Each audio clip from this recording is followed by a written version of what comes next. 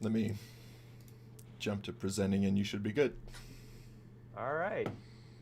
Hey guys, it is Wednesday afternoon, which means Professor Tyson's going to teach us some SketchUp awesomeness. And awesomeness, this is like awesomeness times three because it's SketchUp and it's Star Wars. So it's actually not times three. There's like a multitude of multiplications. It's exponential. But this is going to be a fun one. So Tyson's going to hop in here and he's going to show us how to not just create a lightsaber, but how to design something. We're really going to talk about, steps to create something new. So I'm Aaron, and I'm the guy who has been presenting on Fridays. Tyson is the guy whose little face you can see smiling in the corner down there with that fresh fade. Check that out. Look at that hair. Generally speaking, we usually have Jody join us too, but he's decided that he has personal obligations that are more important than us. So maybe he'll stop in and just pop in and say hi at some point. We'll just see. We'll see what happens there. But I have a fear of being on here by myself, because I'm shy and don't like being in front of people, and that's how I roll. So we did bring in a new co-host. We're teaching a new guy how to do this thing, and he's going to be joining us Friday also. So some of you may remember him from the past. Mr. Matt Robison is rejoining the SketchUp team and joining us online today. Hey, Matt. Hello. Excited to be back. Excited to be here. Oh my gosh, lightsabers and SketchUp. This is like the way prime to start. time. Yeah. Yeah. I'm hyped for it. So yeah, I can't wait to join in, talk with you guys out there, and check out some sweet lightsaber action. It's all downhill from here. That's right. The blank page. You have been hyped, Tyson. So. Wait, I have been or Matt has been? Well, actually, I feel like I talked you both up pretty good. Oh. Yeah, it was a great intro. I appreciate your enthusiasm, but now I got a lot to live up to. That's right. That's right. Get on it.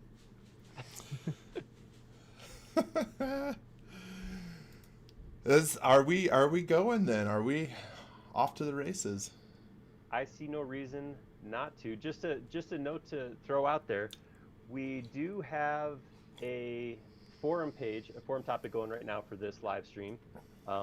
I don't know that Tyson's going to refer to a whole lot of content for this because, like I said, it's one of his goals is to kind of design something and talk about that. But if you have good inspirational images you want to share, something like that, our forum is the place to do that. So we'll drop a link to that in the chat so you guys can see that. Mm-hmm. But yeah, with that, I would say fire away, Tyson. Go get them. All right, thanks. Okay, well, lightsabers. Here's the thought I had when we talked about doing this again. Now, Aaron has done a live session on modeling Luke's lightsaber and Darth Vader's lightsaber. That are obviously the two most iconic lightsabers that exist out there, and it is awesome. So that stream is available on our channel, the recording. It's amazing. What I thought I'd do is talk about maybe some of the strategies for those of you who just want to kind of create your own, or whether you want to create movie or prop versions. Either way, when you're doing cylindrical forms like this, there's a couple of techniques and strategies that are common to use, and I thought I'd talk about some of those and kind of just go through them in more depth than maybe just modeling at furious speed. So with that in mind, I want to talk about two ways that we could create kind of the basic lightsaber outline or form, if you will. And one is follow me, and the other is the scale method. So some of you will be familiar with both of these, but we're going to talk about them and talk about kind of the differences between them. This was fun because you did a lot of this when you did the transom, right? I did. Transit. Transit. Transom's the guy who watched you make the transit. Yeah.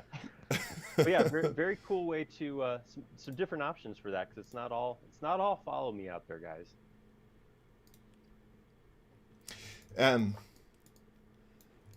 But with follow me, there's some things we're gonna try to. So the first thing we're gonna do, let's do a follow me, And what I'm doing first, when you use follow me, I like to have my shape and my follow me separate, as opposed to just drawing it right on top.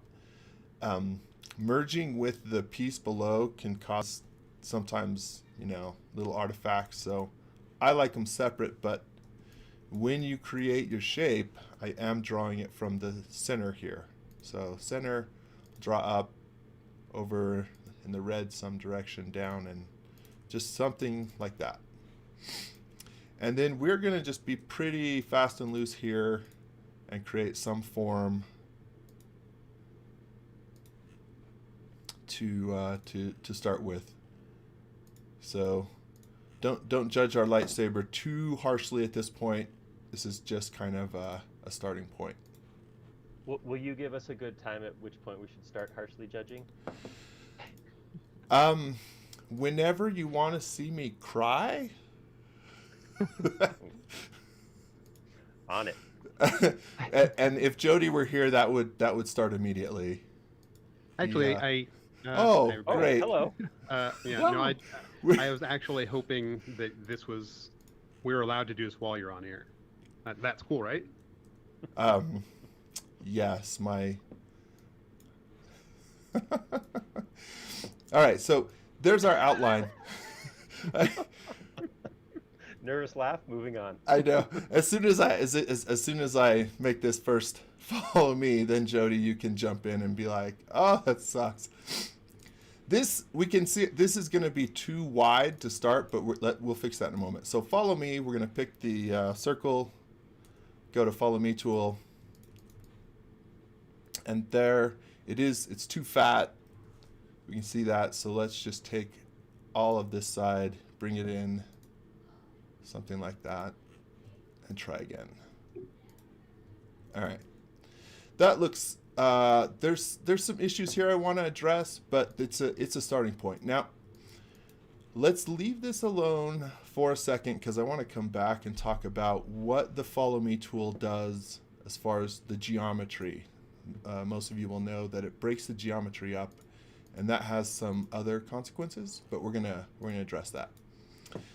The other method that you will commonly use, and honestly you'll use both of these together. It's not one or the other. You'll use both. Is the scale method. So the way this works, if I start pulling up this cylinder and then I choose this top surface and hit the scale tool, we can scale this, and then we can hit the modifier key, which is Option on a Mac and will be Control on Windows. And you can scale by the center. So if I do that, and then I pull this up a little bit, and then select it, scale, and then maybe offset this, pull it up, offset this again, select this. Now I'm just going to move and hit the up arrow key, which will invoke the auto fold, and hit scale. In this way, we're shaping it kind of real time.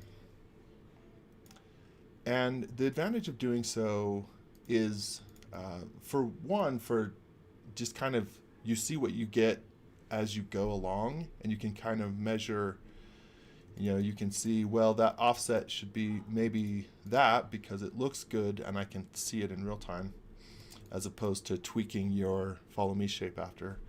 But the other is that all of our circles are intact, which means it's easy to come back to any one of these, select this as a circle, hit the scale tool, and be like, that is way too fat. I'm going to bring that down. And so this method, it's also kind of, I don't know about you guys, but I find that this is sort of one of the Zen things about using SketchUp. You just sort of get in here and you start playing around, and it's just fun to explore options. Sculpting. Yeah. So those are the two kind of primary methods. Now, so let's come back and talk about, again, kind of the different approach that you might get when you're using these.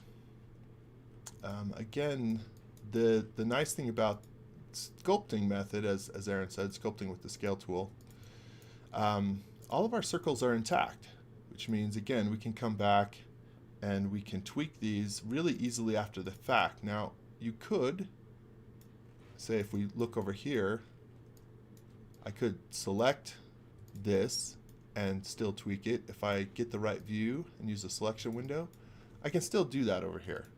So it's not that you can't, it just makes it a little bit easier.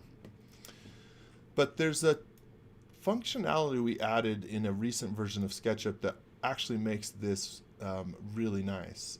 We can fix effectively, at least in this case, these broken edges. So using the Follow Me tool, broke all of these segments. If I were to select, let me double click to select this, and then I will, now I have just this set of segments. I can right click and say Weld Edges. Weld was a plugin that was available, it's been available for a long time, but we actually built in native functionality, and there's something about the native functionality that is really cool. So not only can we do that right there, but let's just grab all of this, right click, and actually, I'm going to draw a selection window like this. If I were to do this, it might use these hidden edges. So I'm going to draw a selection window, right click, and say Weld Edges. Now it's going to go. It's going to go through and check it out. Every segment that was broken before is now. Oh my gosh! Every circle is welded. I didn't know you could do that. I didn't know until this week. It's kind of cool because I think there was a. I don't know that the weld extensions, and I might be totally wrong. So if I'm wrong, forgive me and correct me and harass me. But I think that the weld extensions in general didn't do that to all of them. It was just the select. You had to have like one string selected. This is kind of like, I think there was an auto weld extension that did something along these lines, where it goes and it tracks down potential connected segments and then welds them, which is nice. Yeah, that's spectacular. But it is important to note, I don't know if, I'm sorry if I'm stepping on you, Tyson, but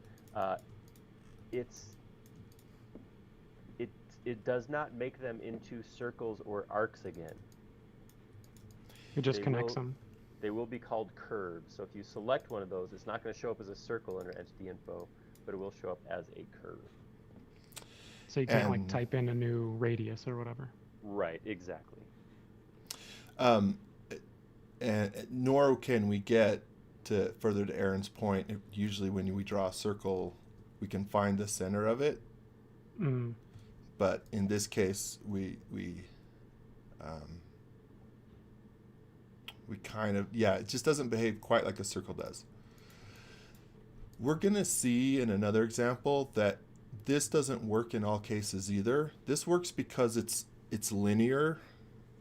We're going to create a lightsaber kind of like Count Dooku's that is curved, and it doesn't work as well for that case, but it's still pretty cool. I still was like you, Matt. I was like, oh yes, this is great. Like, even for just this case, that's pretty sweet. Mm-hmm. Yeah, it seems like one of those things you just try and then it's like, wait, what? Uh-huh. So why do you even try it if you're surprised? I mean, what's going on, guys? Why try, You're Mr. trying to break Gates? it? Yes. Yeah. Okay, it's the breaking. So that's kind of the general, and what you can see is like you start using the scale method if you push pull, or I'm sorry, follow me to create the original form, and then use the scale method, in conjunction with that, or you start piecing these out, then you start creating, I didn't like it at first. I still, I'm not 100% sold on this version, But that's part of the point of, yeah, you sort of come down, say, all right, that broke our...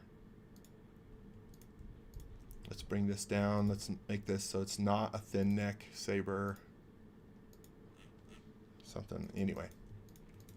Yeah, I like the experimentation part of it, of like trying stuff and like the follow me method. I feel like sometimes I do follow me and I don't even like something comes out and I'm like, I was not expecting that at all.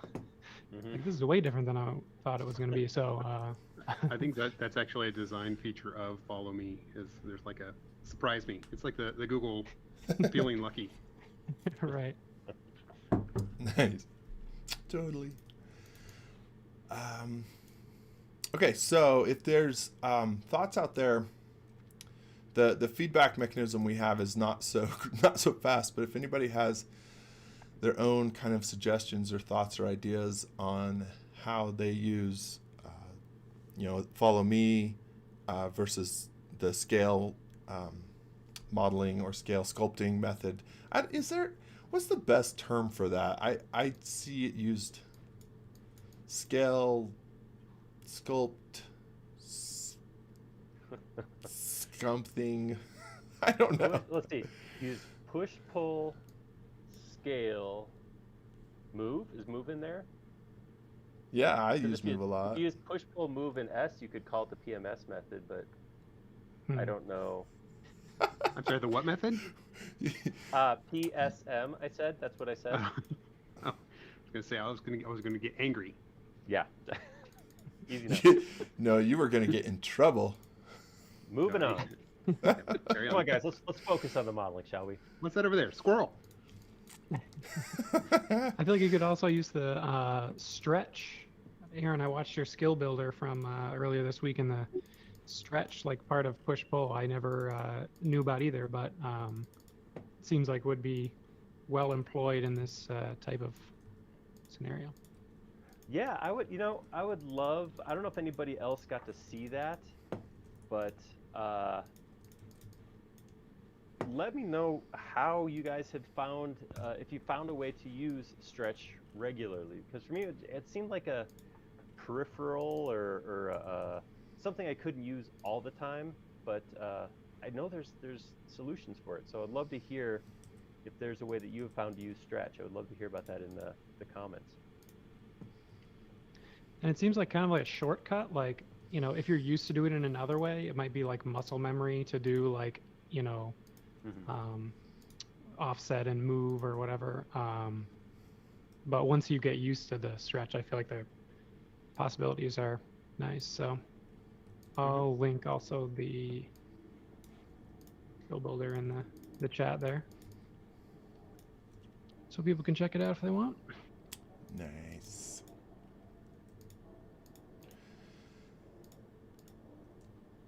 So another thing that another sort of technique that'll be common when you're building sabers is to use the solid tools or intersect with model. So I thought we'd do a quick look at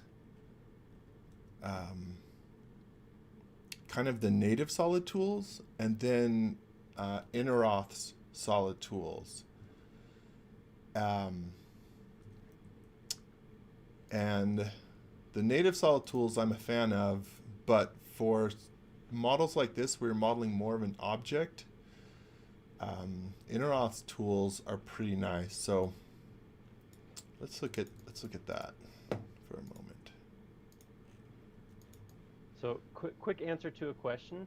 This is Aaron talking right now, but we do have a new voice joining us. This is, well, new old. This is Matt, who is joining us, who used to be a member of our SketchUp team, used to be on some live streams and podcasts, and is rejoining our team. So yeah, we're not trying to overload you with voices, but we're trying to share some knowledge and diversify co-hosts here. Yeah, for sure. I'm just here so that I can silently judge while everybody else is doing their thing. Well, it's But not I'd probably silent have if to you keep check out- speaking up like this. Sorry, I'll be quieter.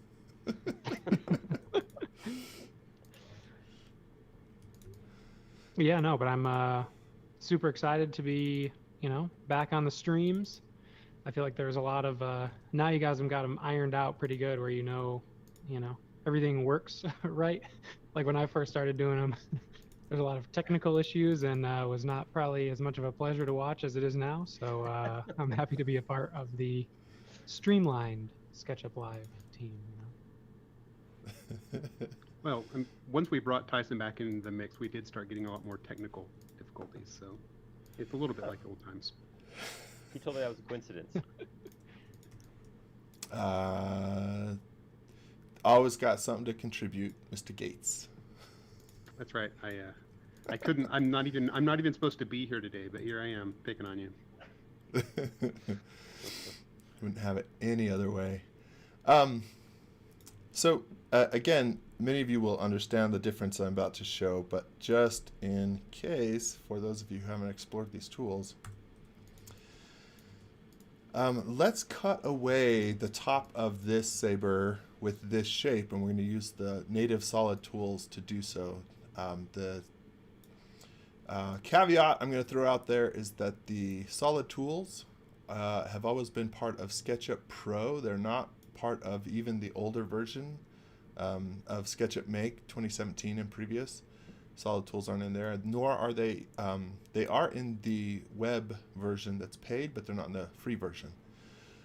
Intersect with model is a command that will get you the same thing with just a few more steps. So you can still do this with free versions, but just as a caveat.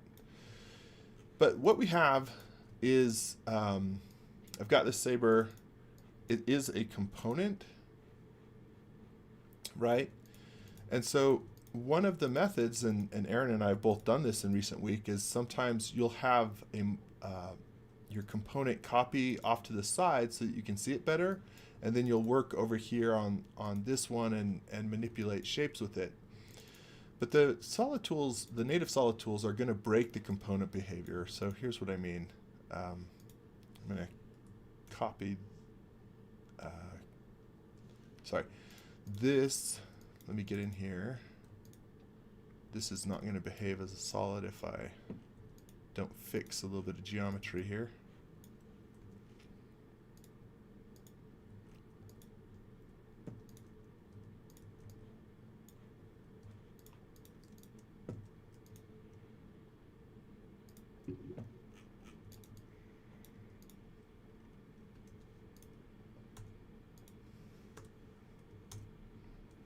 Alright, so I'm trying to make sure this is all one piece. And if I click on it, solid component, it says so. Alright, so the tool we're going to use is, I believe it's called Subtract. And Subtract, we pick the object we're going to subtract, and then the second pick is going to be the saber, the object that's left over. So that resulted in what we wanted, but you'll notice that the component, nothing happened. The native solid tools are going to break the component behavior. So that can be fine. Obviously, in this case, it's easy for us to just copy that again, and now we have component behavior. Never mind. I'm sorry. We have to make this a component again. It broke the component and made it a group. I forget this. That is a thing that the native solid tools do that maybe the step you're showing doesn't. So yeah, just be aware of that with the native tools. Now,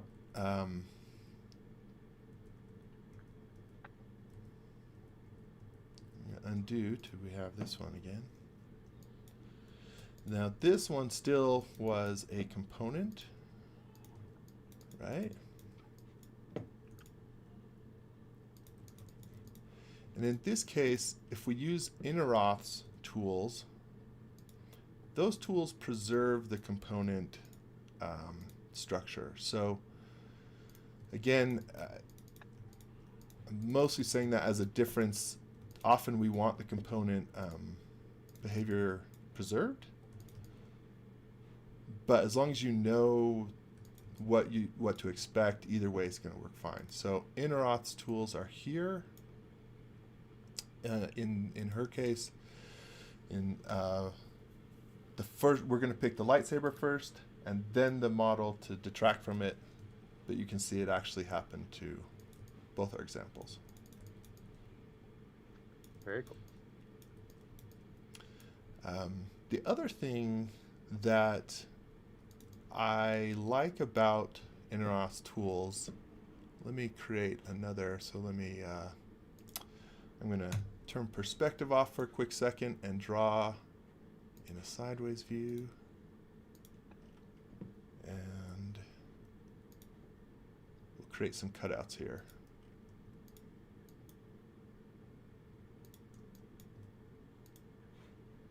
Turn this down.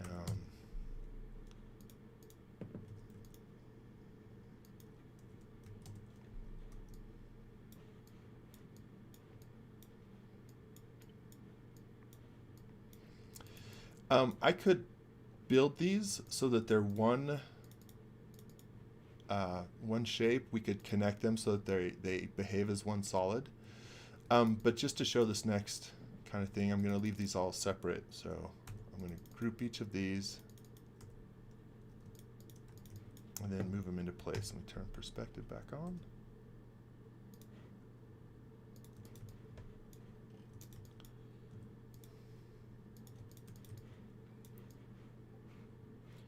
So again, with our native tools, if we wanted to subtract these, we totally could, but because of how the nature of how you pick, and that you pick the subtraction object first, and let me extend this for a second. So let me select this geometry, and we should be able to extend that.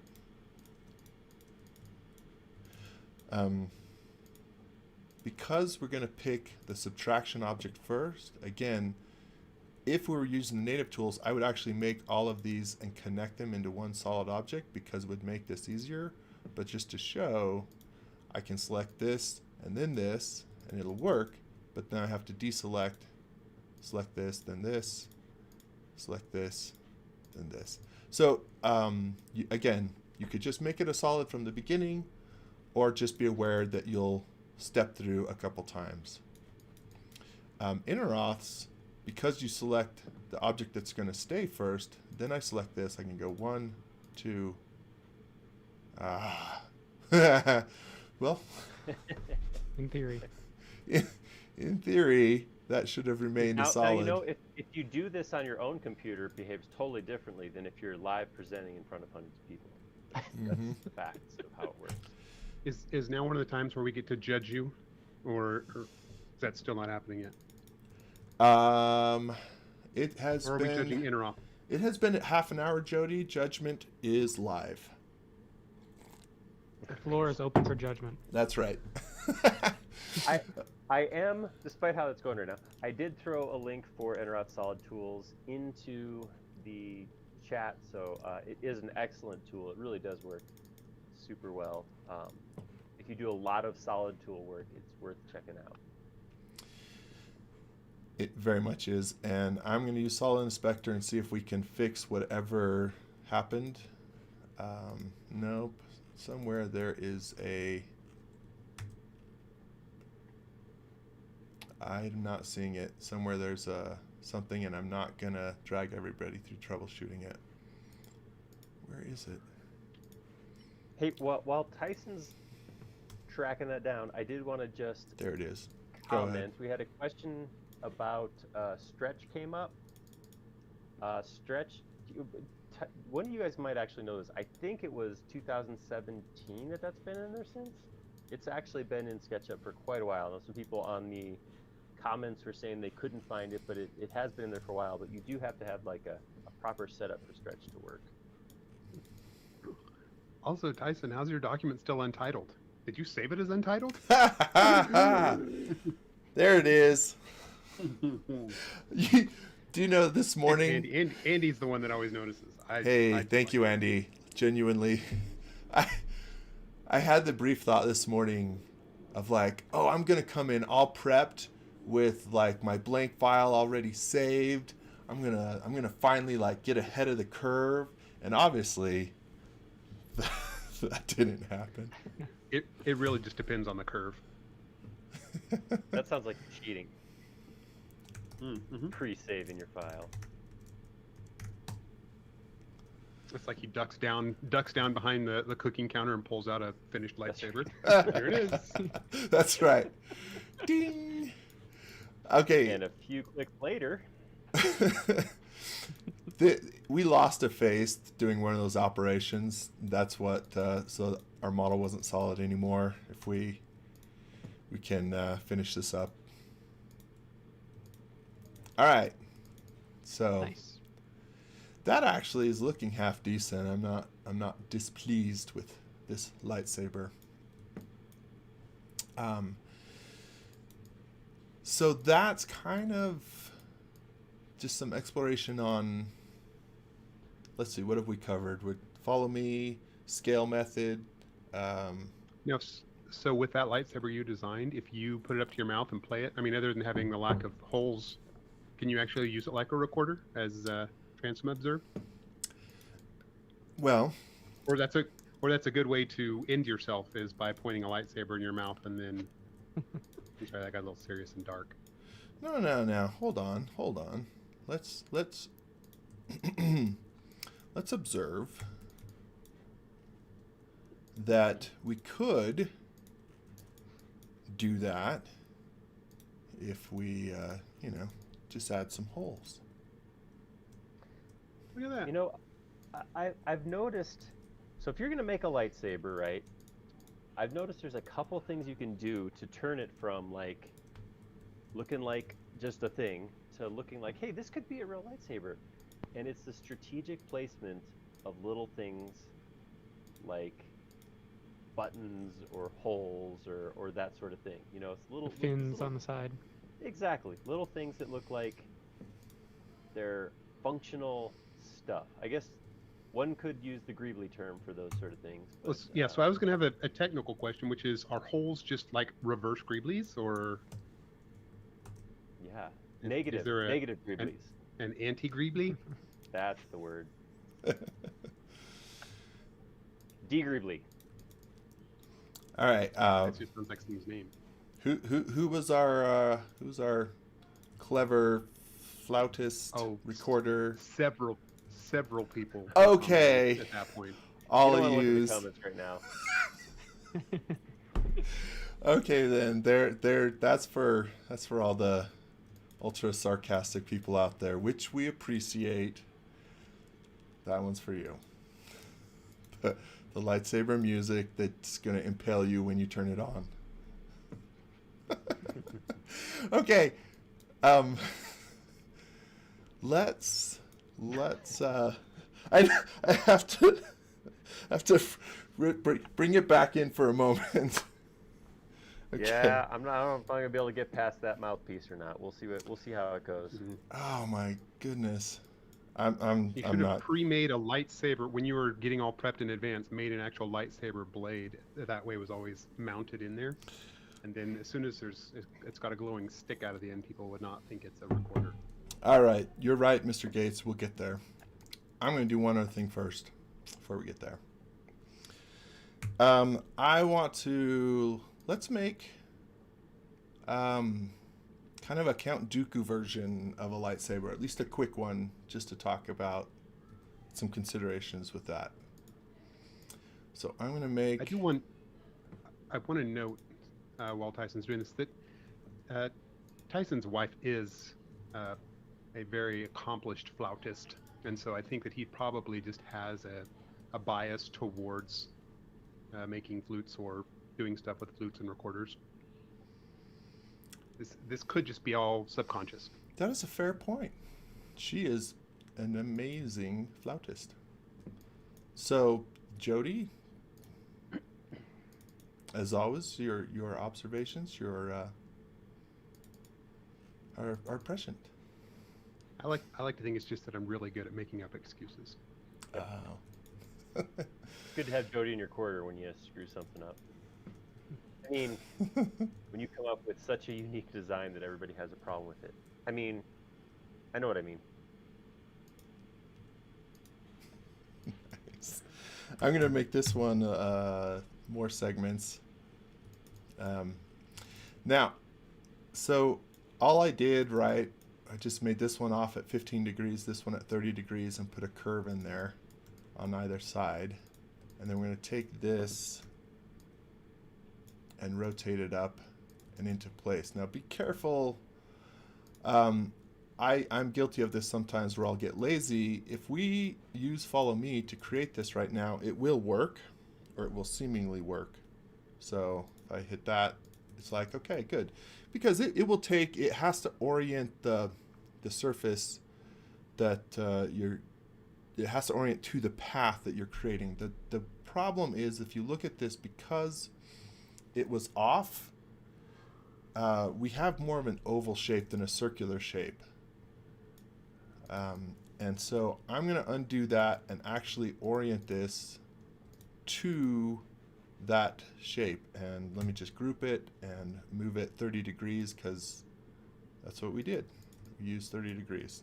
That makes it easy. But that's going to give us a true circle to follow along. All right, ungroup that. And all right.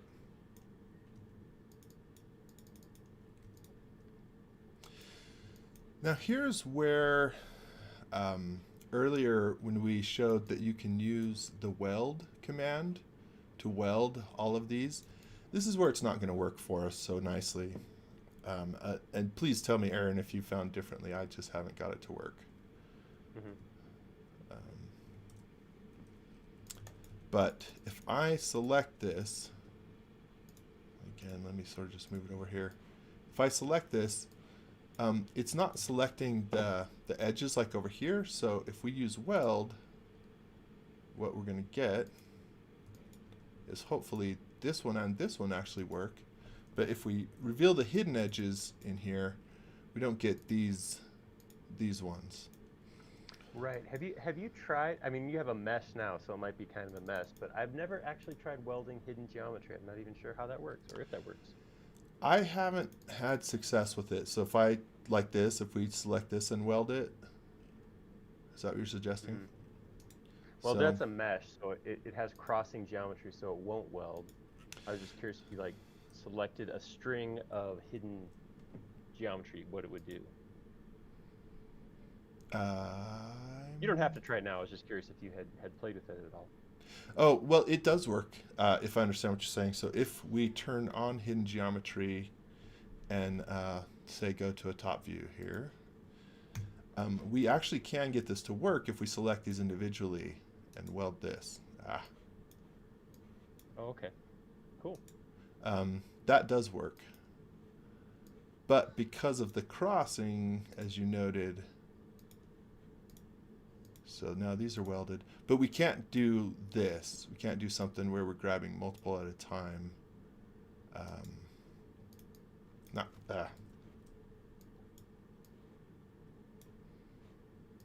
Don't mind us, everybody. It's just Aaron and me riffing. And Sorry. Focus. Get back to what you're saying. I know. Anyway, so that doesn't work. So just as a FYI, there are some other things we could try that actually might make this work if we, but we're not gonna mess with that. So again, just something to keep in mind. I'm gonna reverse these faces and let's make this one a flute too, because it's like popular and stuff. Everybody loves, right? Yes. Interesting. What family of instruments is flute in? Because it's not in like woodwinds, right? Is it in like it still is. trumpets? It is in woodwinds? No, I think that's right. Doesn't have a think it reed. is. Yeah, I think it's Still yeah, wind. It's like that. Yeah. Oh, I mean, just trumpet's wind. wind too, though. But a trumpet is brass. Yeah. Could you make a brass flute? Yeah. that would be, Actually, very much yes, because the very best flutes are made from silver and rose gold, and they're very expensive and very. But if you go out into the great flautist world, who is it, Sir? I can't remember his name now. I know him because of Jen. Sir Galloway something. He's world famous flautist. Plays many flutes of various makes. When it's Sweet. Jethro Tull? He's a professional flautist. Oh wait, he's not a real person. Oh. You're not real. So if you're going to use the scale method, or you follow me or something at this point, the scale method, if you've practiced it, you know that at this point you can't use it on this surface because you're going to get this weird 3D scaling instead of the 2D scaling that you need. So the quick way around that is just right click on this surface and say align axes. And it doesn't matter how that it's going to align, and now we've got a 2D that we can actually use. So if I do that, Everybody said James Galloway. James That's the name? Galloway, thank you. Yes, Sir James Galloway. Okay, once I just got to stop again and say how cool it is to have this diverse, smart people crowd hanging out listening, because I was going to make a sarcastic comment about how there's no way we're going to know who this flute guy is, but my bad.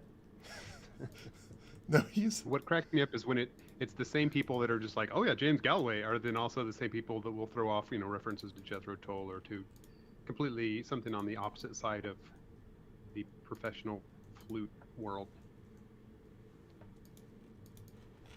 Yeah, do you guys need another person to join your trivia team in the chat? I'll definitely pop in if there's prizes involved. Oh, Kegi pointed out that everybody also has Google. Oh, that's fair. man. Fast It's fingers. fine though. I'm still impressed by you guys. I admit it.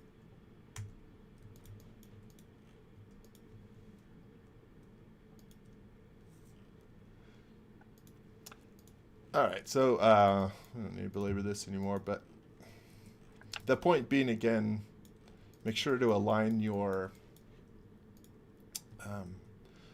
axis if you want to use the scale method with something that's off the typical scale.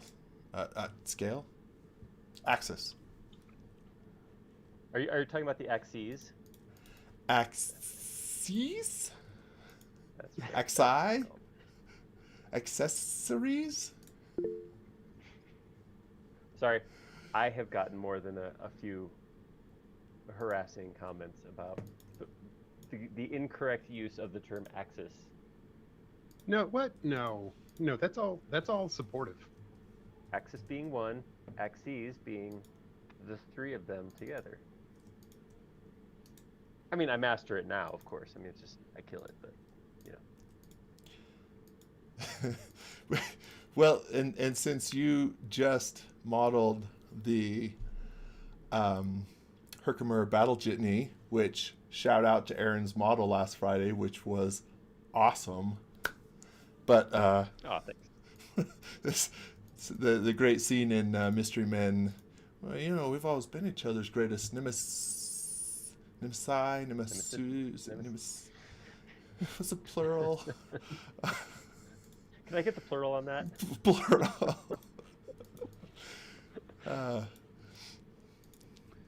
Hey Tyson, Big Mr. Mill over on Twitch wants to know how you undo an orient axis once you've done it. How do you undo it? How do we undo? Orient axis. I will show you, sir. I will show you. All right, so we'll work with that. I think there's some tweaking that needs to happen, but we're going to work with that. When your axis, after you've done it, just right-click on any of the axes. Axi. I don't. Now you've got me questioning myself. Axes. I know. Axes. It's tough, right? Because then you're about to say it and you doubt yourself. Axes is plural. Axis is singular. Come on, guys. It's not math. Oh wait. Yeah. You said multiple, Is it so math? that counts as math. But we're all. Okay, but if you're referring, I don't know. Like I'm referring to one of these or all three simultaneously. So which is it? Anyway, you click on one and say reset. Right click and say reset. You can right click and place it to give it a unique one, and you can always right click and say reset. So if we're here and we want to bring it back, so right click, I'm going to align axes, and then we can always reset it once we're done. I think we should have 4 people in every one of these live streams in the future. Yeah, but I kind of feel like I need to announce myself and say who I am and what I'm talking about before I speak each time. Whereas, as of yet, I have not, because they should know. I mean, if they're real fans of the show, then they know. And if they're not fans, they don't care. Oh. Never thought Hey, about this is that. Matt Not from great. Michigan. First time, long time.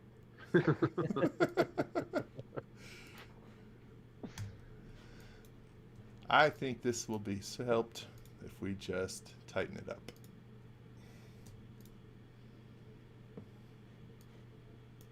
So, Matt, every time someone announces they're from Michigan, I'm always left to think about all of the different, what the people in different regions call themselves. And Michiganders, calling themselves Michiganders is probably one of the weirdest out there. Yeah. Do you know the When you- origin story of Michigander? Does it have to do with geese? Yes. Ah, I made that up. Perfect. Nice. You You wanna- knew you all wanna- along. So lay it out then. Yeah, so apparently it was some like political guy who was running for some political office in Ohio, but was like talking trash on Michigan people, right? So he was like, "Oh, all these Michigan people are just like, as dumb as geese in a gander, like these Michiganders." And Nice.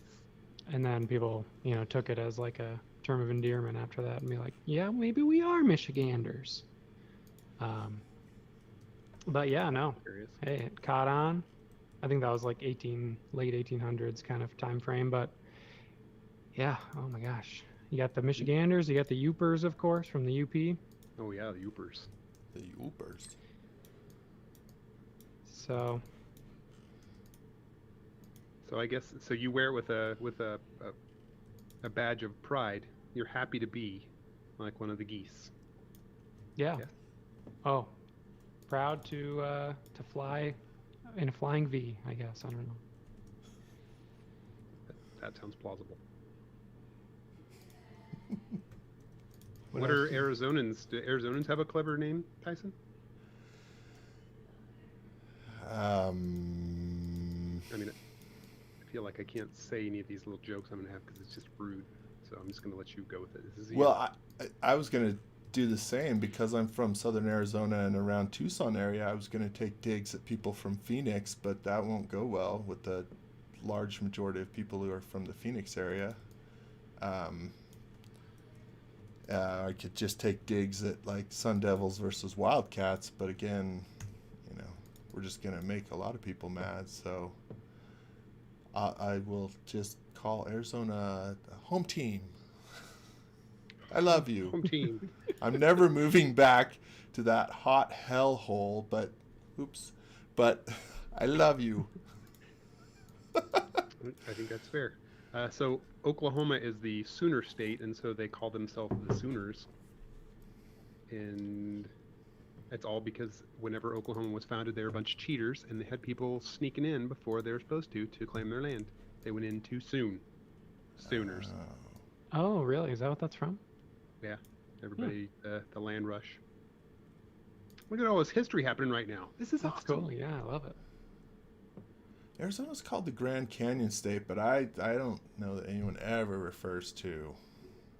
I would call from them the there as, Canyon like, Arrows. The Canyon Arrows. How far in left field are we? Have we climbed over the fence and like left the playground entirely? At this point, there's nothing to do with lightsabers, that's for sure. Yeah, what state are lightsabers from?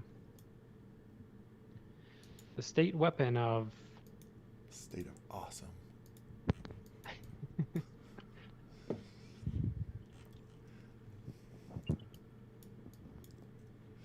I am going to unhide. I'm going to take this edge and maybe one of these down here and unhide them so that we can work on the surface.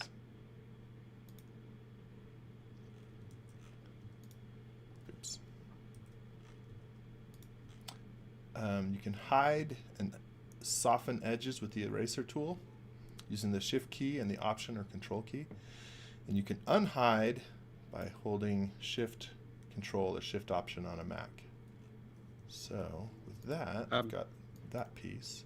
Oi? Matt, Yep. Andy pointed out that lightsabers are actually plasma. That's the state.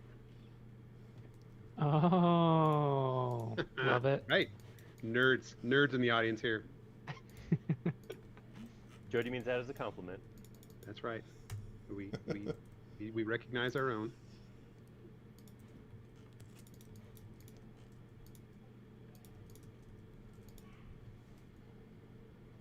Awkward silence. Say something. Say something. Something? Thanks.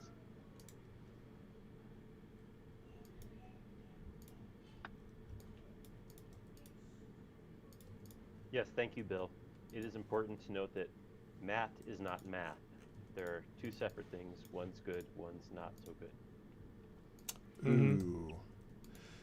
All right, Matt, I joined the crew just a month ago, so you don't know, but there's a couple things that are like a thing to know about. Math is one that those of us who come on here, at least those of us who model, are bad at math, which is true. What was it? It's not the Dodge Charger, it was something else. There's a infamous model that's Aaron's the Voldemort kind of models. We don't say its name. Model that must not be named. Yes. I'll have to look back at previous streams to identify it. I mean, I totally dropped the name several times in our last video. So all you've really got to do is watch last week's video. Okay, it was the Cobra. Okay, the AC Okay, Cobra. I just wanted I wanted it to be on you here. It's the only model I've gone back and remodeled because I was so dissatisfied with the way the first one went. Then what's the other one where you forgot to save and you were like 2/3 of the way done? That was the Notre Dame. Yeah. Oh, Matt was there for that one. Yeah, I remember that. yikes. Great times. But you got a t-shirt out of it. You got the save t-shirt, so. That's what prompted it. Yep. All right, we are. What's that? Go ahead. As Jody pointed out, we can save our flute sabers in any of these by sticking a blade on them, so people don't think to put their mouth all over it. So we're going to talk about just one way we could make kind of right. There's no rendering in SketchUp, but we're going to try to create a pseudo lightsaber blade of sorts. Pseudo fancy word. So, unrelated to the specifics of adding that blade, do you have to go through like a product design course to become a Jedi, or like why are all of the lightsabers so uniquely unique? Well, when you're a Jedi, you got to make your own saber. Right. So And they all seem to make something that is special and unique, and usually pretty awesome looking. And whenever I do it, it looks like a piece of PVC with some stuff glued on it. I'm pretty sure that the pieces that make up a lightsaber are the equivalent of PVC from a galaxy far away. Okay. Far, far away. Okay. Long ago, no less. Long ago and far, far away. Noted. So if Jedis have to design their own, or Jedi, not Jedis. If Jedi have to design their own lightsabers, are there like Sith you just pick from these templates and then that's what you get? Like there's only 3 choices? Or do they design them too? I don't know. Yeah, bad guys just mail order. They steal it. Oh, maybe that's what they do. They steal it and then they put in a different crystal. Hey, Tyson, you should model a Kyber crystal. Hey, Jody, that is a solid idea that I had put no forethought into, but I think I will take you up on. I don't think I've ever heard you mention that you might do that today. That is not foreshadowing. Sorry, I stole your thunder. Well, no, it's all good. I just laugh. This whole idea that you're right, like, oh, hey, wait, are these Jedi are not only, Jedi, they're also product designers and industrial designers and create unique. But that's in line with the entire universe of people that can fix every spaceship and speak 20 languages, including 5 versions of droid, right? Everybody speaks all the stuff. So it seems like it's aligned with that universe. That's just me. Or at least that's who the stories are about, the exciting jack of all trades people who can fix anything and do anything. That's right. There's probably people on Tatooine just sitting around, like us, just normal folk, but they don't write the stories about them. Just drooling on herself with no mind control powers or... Nothing. No force choke? Nah. You have to choke people with your hands? Ugh. How pedestrian. So we're gonna do a couple things to create our saber effect here. Now I wasn't paying attention to size originally, but at this point I resized these so that they're generally aligned with if we were to want to create our own saber using the existing stuff out there. The typical saber blade is an inch in diameter that you can get, at least here in the States. You can get a 3/4 inch one, but most are an inch. And so I sized these down. This is an inch. So we're sort of playing it a little bit in the real world here. And what we're going to do,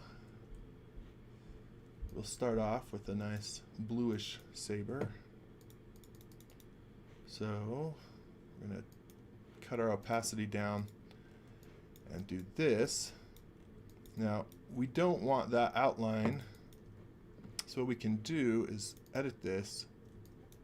If we turn on wireframe and put head and edges on, we can select all of these edges and hide them.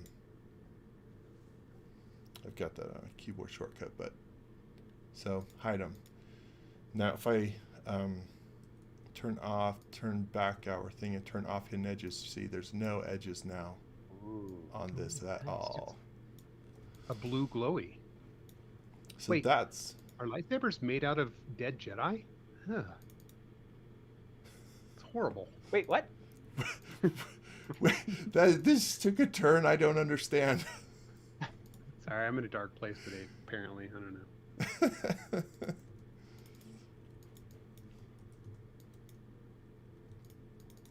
So, in the prequels, Obi-Wan steps up and jams his lightsaber into a blast door to cut his way out of it. And he kind of like adjusts his little nozzle kind of thing there to, I guess, control the flow. Do you think that the full length of the lightsaber is sticking on the other side, or can he like shorten it to a little nubbin for cutting holes in things? Slice off a piece of cheese. Yeah, could I make like a stubby lightsaber if I wanted? I'd be okay with that. Thanks. Sure. I believe that was the idea. It was supposed to be like a length control going on there. Yeah, intensity. I'm gonna go with intensity. Okay. Most people just leave it at the default from the factory length, but yeah, a lot of people didn't know you can adjust it. Yeah. Poor Yoda had to adjust his. Imagine if he was wielding a 4 inch or a 2 foot long, a 3 foot long blade. He's just constantly hitting the ground. Dang it! Dang it! Yeah. He's on the forums like, come on, guys, I really need to find an answer to this. Smaller How do crystals. I What's it gonna this? take? Have you tried turning the knob?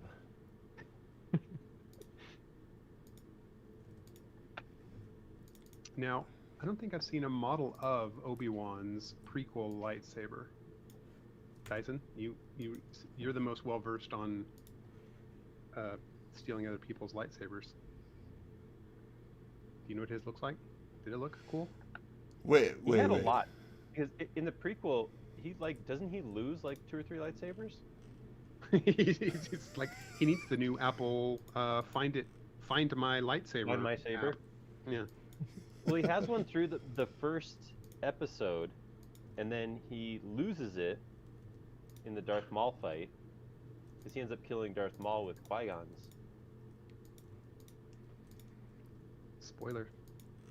Oh yeah. Oops. Now, Tyson, I got a question. Could you put Bring 2 it. of those of different color in the same place and use the Z fighting to emulate flickering? Oh, wow. Maybe That's- that'll be a bonus feature. Don't worry about it right now. You keep on. We'll come back to that. I think you should step away for a moment, Aaron, and see if you can get us to get that to work Okay, for us. Tyson, talk through how you are placing that cylinder in the center of the ring, because it's looking awkward as can be. And I feel like that's a problem Well, that can be. if we remember from how we lost our circle, so really I need to find it again. So let me just draw a line in here which will give us a center point. When I created this, I created them with this edge at the center, and that was so it would be easy to come in and do just that. Now it's in the center, and I can just move it down, as wherever it looks good. See? Saber. It's not a flute. Nice. And it's like a safety precaution too, so then people definitely aren't gonna try to play it if you got that sticking out, you know? Mm-hmm. Seems like that'd be a mistake you could only make once. Mm-hmm. So, yeah. Anyway, it's kind of fun. You can play with different kind of levels of opacity. See, again, we're sort of tweaking.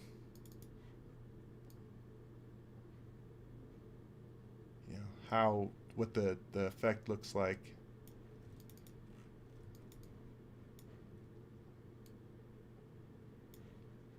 But anyway, let's move on. That's the idea. Nice.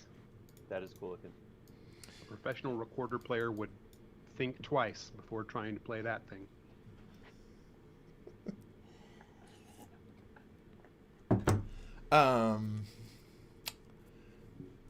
Since we talk about kind of changing the look of this, yeah, Mr. Gates, you suggested modeling a Kyber crystal. That's a good idea. Okay, Matt, you said at the beginning of this that you were deeply researching Star Wars lore. So if you will explain to everybody who doesn't know, which might be 2 people out of the 300 here, what a Kyber crystal is and then what the significance of a Kyber crystal. Yeah, for sure. Well, yeah, so I was like watching videos last night to try to brush up on my Star Wars memory so I could compete with you guys head to head. Because I feel like my Star Wars like knowledge is really just from the original trilogy, and then after that I never read any of the books or anything like that, or didn't really watch the new movies. So, and I feel like one of the thing about like George Lucas and the original movies was he would just like kind of brainstorm a bunch of stuff and then like come up with a bunch of random names and things, and then was just like, well, just borrowed from anywhere. Like he would like reuse stuff or go through drafts, and like it would be one thing and then change to another thing and then change to another thing. Anyways, I know there was something about in the original draft of Star Wars, like looking for a Kyber crystal, and then I don't know if there's like a planet that they come from or something like that, but that got scrapped obviously from their script. But then, and then I thought it was something to do with lightsabers, but I was watching these videos last night and there's nothing about Kyber crystals, and I'm like, wait, what? I thought that's what like gave them their, power.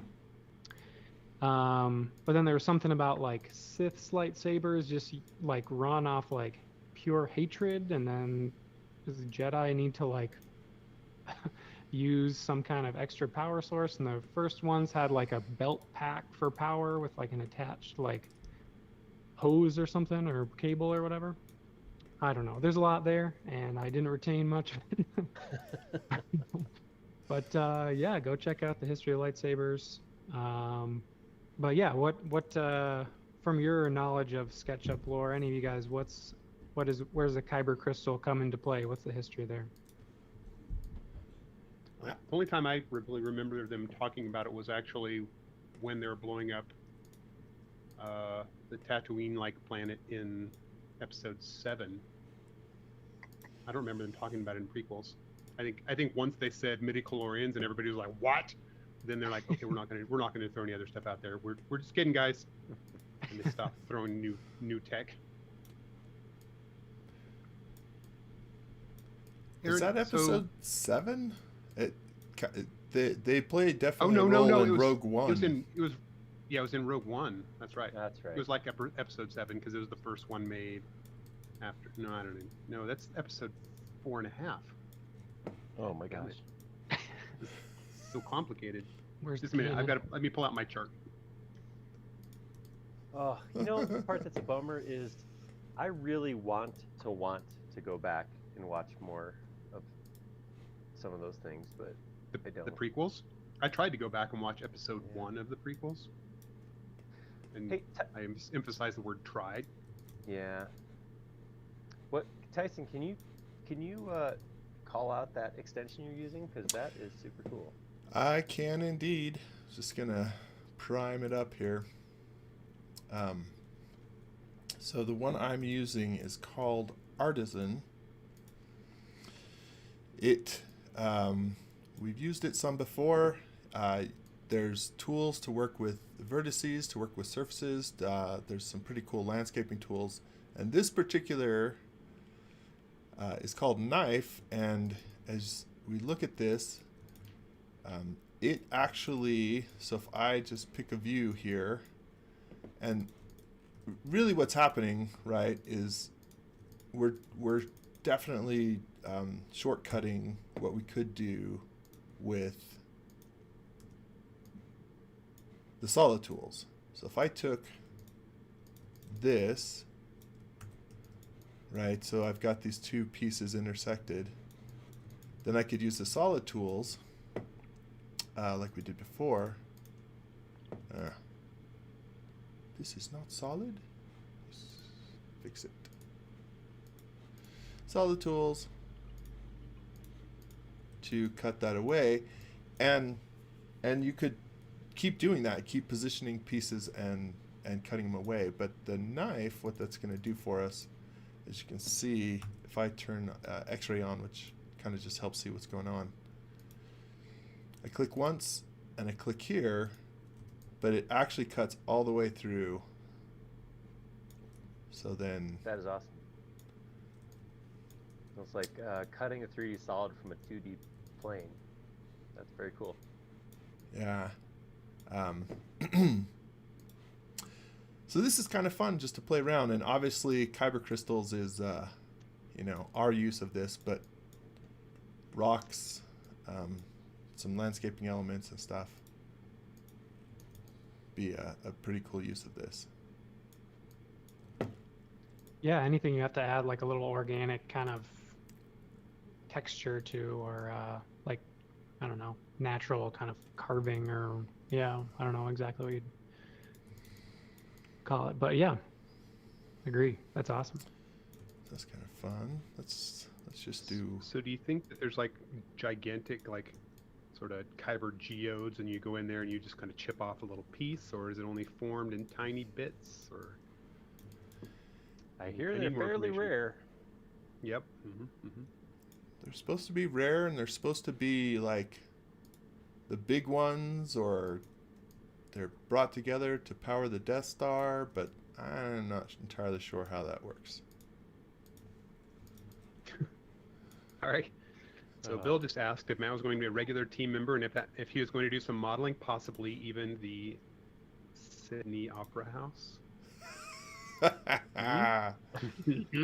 Yes. No. Yes. Nope. Resounding No. yes. No, Matt is going to tackle the Opera House. Yes. Yes. I'm committing him now. It was part of the contract. Wow. Must have been in the fine print.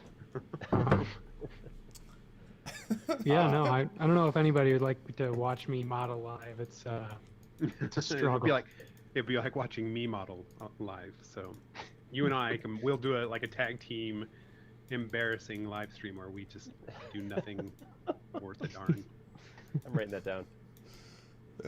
Just real quick while we're still here, the extension, it's actually an extension suite that Tyson is using. Suite, S-U-I-T-E, not S-W-E-E-T, though it is that too, is Artisan, and we can probably get a link up in the chat of that. Artisan is a paid extension, but I believe there's a free trial you can use. It does a lot more than just cut stuff like that. That is a piece of what it does, but it's it's a sub-D modeler also, right? Subdivision modeler. Right. Well. Sure is. It's Yeah, good. so Artisan. I think Artisan, as far as I was going to see if Aaron or anyone else, there's a lot of comparables, and sometimes people ask what the differences is between, because Tom has some sub-D modeling tools that we're fans of, but Artisan, they have a lot of overlap, but there are some differences, and this is one of the ones that I didn't find. If Tom's even here with us, maybe you can correct me, but I didn't find a tool specifically like this that was comparable in his tools. And that's not a dig on his tools, because they are awesome, but they just one of the differences. Yeah, no, that's the sub-D tool set is pretty much focused on the subdivision process. So that is kind of a cool organic tool to have available. Yeah. Now, just because it is a paid extension, and because of sometimes we just sort of like to show that you can do stuff with native tools. So not just the I want to show a quick method that if you get in a flow is actually fairly fast, that you can do something similar to this. So let's do that real quick. So if I'm going to create a similar crystal here, and we won't go through the whole thing, but I can use remember earlier how we align the axis. So I can do that. I am going to effectively use the rotated rectangle tool to work with these surfaces, and then quickly extend them out so that they cover. And I will just build a few of these at a time. And then, of course, all of this is sped up if you just use keyboard shortcuts.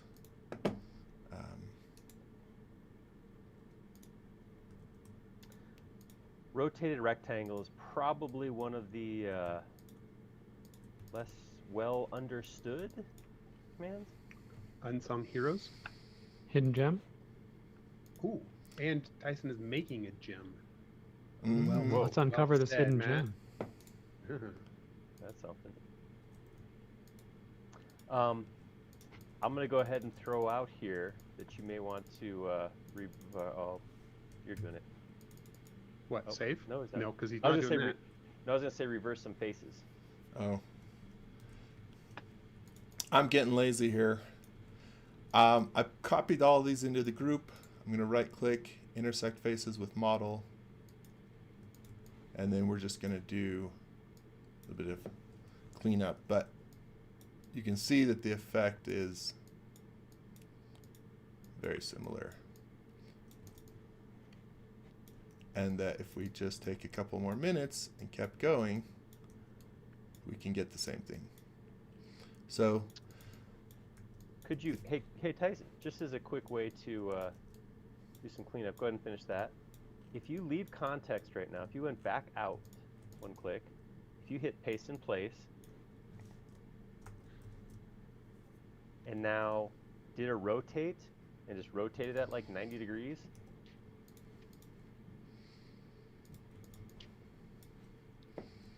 you could actually, could do a little scale distortion, and you could actually do another chunk of facets chopped off right there. we sure could. And some of these we might have to just tweak a little bit, but we definitely could get.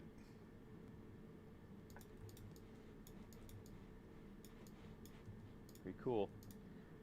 It's funny because this totally reminds me, because one of the first things I modeled to render when I started working at SketchUp was like a gem, like a diamond or whatever kind of shape, and I did a process similar to this, but it was with like radial arrays. So taking that one face and then rotating it 24 times around a cylinder to kind of get the cuts.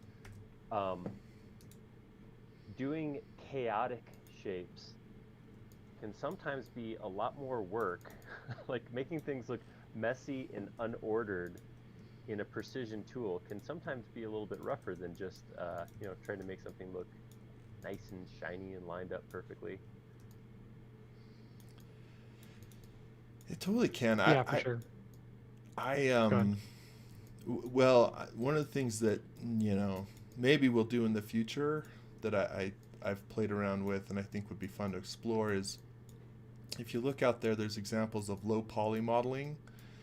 But low poly modeling, I think if you haven't tried it, it's not just ugly or simple modeling. It's actually, there's an entire art that doesn't necessarily mean low poly. It just means that when you're done with it, it has a different look, but it's kind of, I don't know, to me, Aaron, it sounds similar to what you're saying, where it's not, just because it's low poly doesn't mean it's easy or easier or simpler. It's a different approach. Exactly. But there's definitely an art to making a realistic looking mess. Yeah. So that's the idea. Let me keep going past the modeling stage, but that's the idea behind, if you want to make kind of crystals, or again, actually really useful for just making some simple rocks for your landscape stuff. But let's use a similar idea that we did with the lightsaber blades to make these crystals, again, as far as we can in SketchUp, have sort of kind of a cool look to them. So let's take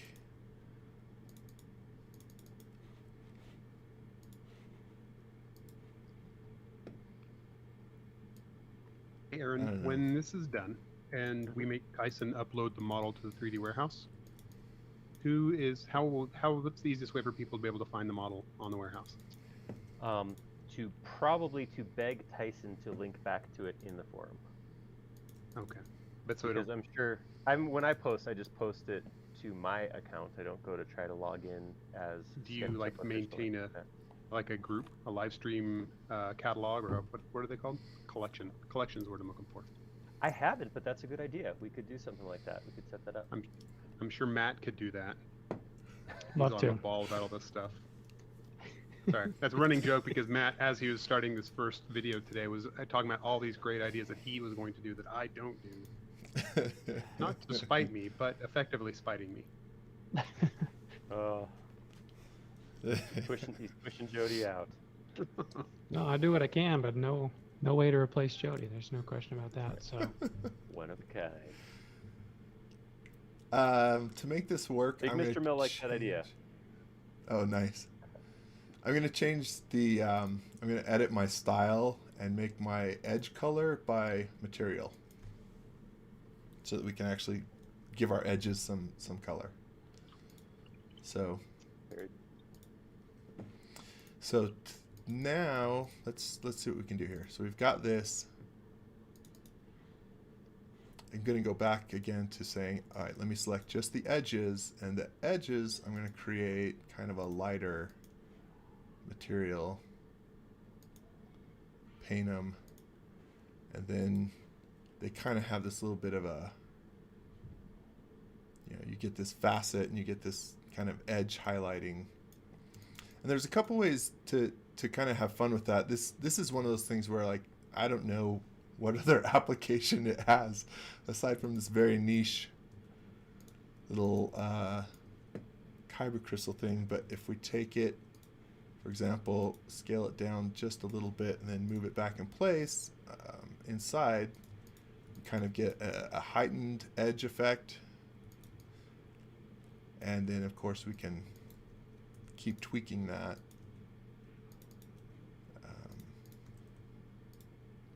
So kind of like the saber. While you're playing with that, and you're not messing with the colors there, but earlier, Andy was suggesting importing a bright neon, like colored PNG and using that as a texture. Would that be a viable way to kind of make the stuff a little look bright and lightsabery? You understand my question? I do. I don't remember, Aaron, how well does SketchUp work with transparency? Yeah, that would work. It does. If you bring in a transparent file, it will put it on there. The issue would so it would be tough with the blade, because I guess it would depend on the image, because wrapping stuff around, you have to have a fairly uniform material to wrap around all the sides. But you could do that because SketchUp will honor those transparencies in PNG files. It would have to be a PNG. That's the important part.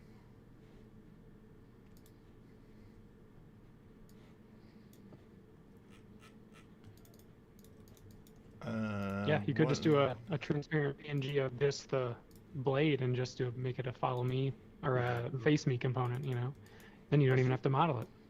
Boom. Hey, even better. And it'd be like a real lightsaber, which when you're looking at it from top down or from head on, you wouldn't even be able to see it. Yep. And if you get too close, it'd jab you in the eye. Very true.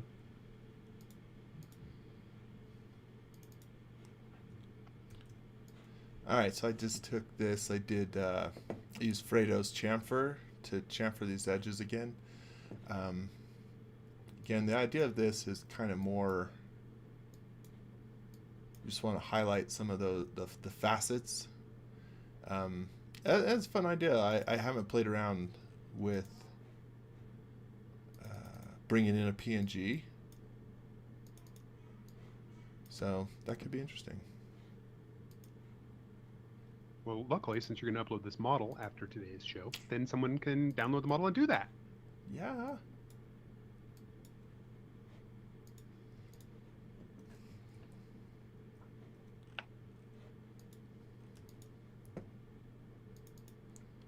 I do like the look of colored edges. I don't use it very often, but it does give a different, like you're talking with low poly, how it's got its own look.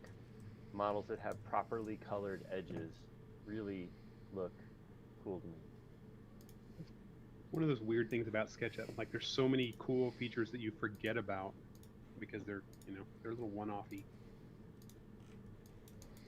Yeah. Anyway, go ahead. No, I was just gonna say I'll get lost in this. Let me. You will get, like, you're not there yet. Okay, no. Let me confirm, Jody. Wait, let me just show, because I was playing around with this on kind of the different looks you can create. Holy cow, Oh, wow. Tyson! How long did you get lost in this when you were doing that model? I don't know. Sunday night, I was playing around. I was like, oh, that's kind of fun. And then I played around a little. Oh, that's kind of fun. And I just kept trying to see, because if you vary, right, if you vary what's inside and the transparency of that, You know, you just get different looks, and for those of us who, like Aaron says, are really suckers for the kind of illustrated look that is the edges of SketchUp, you just kind of get lost and being like, how can I make that look different? So I'm only showing this just to say play around, because it actually is kind of a fun effect that you can, you know, again, for those of us who are SketchUp nerds, love this look. But let's bail out. Literally why we're all here, though. Yeah, So. those actually look amazing. It's fun. I did want to call out, so one of the things, when you do the color by edges, the default color is the one that is on the face already. So with this, but you do have the option of selecting just the edges and recoloring them too. So if like that one, the one you just moved, looks a little bit too bright around the outside, you could actually go in there, select the edges, and put a darker green color on it to make the edges stand out more, as opposed to being like, look like a highlight. Yeah, and again, to do that, go to the wireframe mode, so then you can select just the edges. And an easy way to do this is Entity Info. We can see this now. So if we select this, and as Aaron was suggesting, maybe this time we'll make them darker, like a dark blue with that green. Now when we go back, we can't really see it. That didn't show up as well as I'd like. So it's been requested that you push your crystals model to the warehouse, so other people can just steal your model and use it in their own lightsaber. That's fine. I heard Tyson was going to start selling those. SketchUp models with crystals. Dealing crystals on the corner. That's true. Was that you made that with a resin pour? Is that how you made your crystal? Yeah, we were playing around with this. This one is just resin. And sanding it.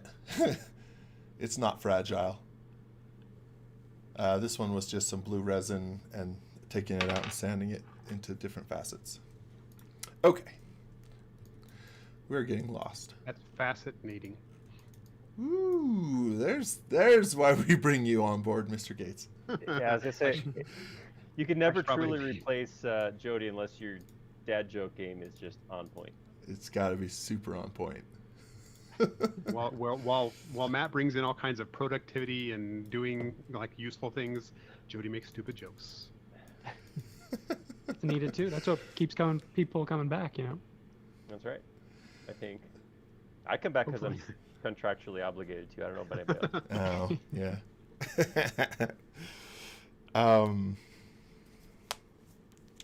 Here's a let's go into another detail of lightsabers that people might want to add, because we're just sort of. Jim has a great idea. Sorry, this has got to be said right now. As you go and you start selling those crystals as NFTs. Now Aaron can explain to everybody what an NFT is. Yeah, you take that one. I always forget what it is, so it wouldn't help anyway. Yeah, it's a great idea, but NFT, for those who don't know, is a non-fungible token, which is basically a user-created Bitcoin. I know there's more to it than that, but that's my like 10-second or less. Yeah. NFTs and short selling. Every time I think I understand what they mean, I then see a definition and realize I had no idea what they mean. Well, SNL did actually a great rap on NFTs and explaining them, where they bring in a number of notable rappers who all kind of explain it in better terms than I've seen anywhere else. That's not to say I understand them, just more than. Is Natalie Portman one of the rappers? She's amazing. That would be awesome. Sadly, I don't think that's the case. No. Okay, so let me try with all of the stuff we've explored. Let's make a lightsaber kind of to some degree of finish, and using a lot of the stuff that we've done here, but introducing some new stuff too. So with that in mind, we are going to start using a few real measurements because, again, if we were using an available blade that we could get and make one with, it would be 1 inch. So I'm going to start with 0.5, and let's make this thing something like 10.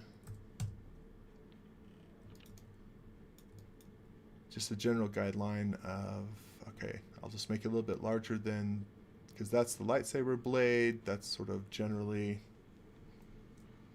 the length. Let's go from there.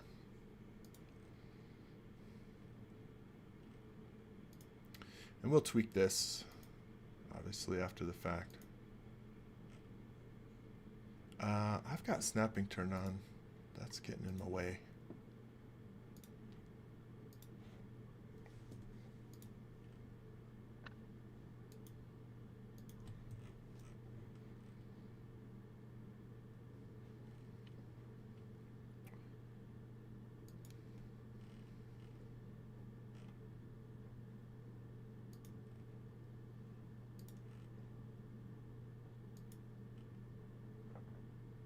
When I was telling my fiance about the live stream we were doing today, you know, I was explaining the schedule and what ones we're doing different days, and that we were doing the lightsaber one today. And she's like, "Wouldn't you want to model something that people would actually make?"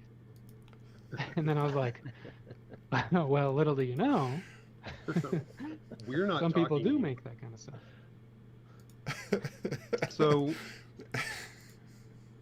So we have this little internal club here at the office or on the team, and last month's actual, like, we'll say, oh, we're going to work on this project, and last month's project was actually making lightsabers. Oh, that's awesome. So some of the failed people to on ma- this call may have actually made a lightsaber in the last few weeks. and some of the people who were supposed to have made one actually did not make one. I think that probably 60 or 50% of the people on this call made a lightsaber, and 50% did not. Mine is right here. Video Okay. evidence. Poorly painted, but But will it play music? I see there's a recorder tip. actually, Wow, it's- that's just I'm just trying to keep it topical. That's next week's project for everybody in the office. Make your lightsaber sing. Next week. That's adorable.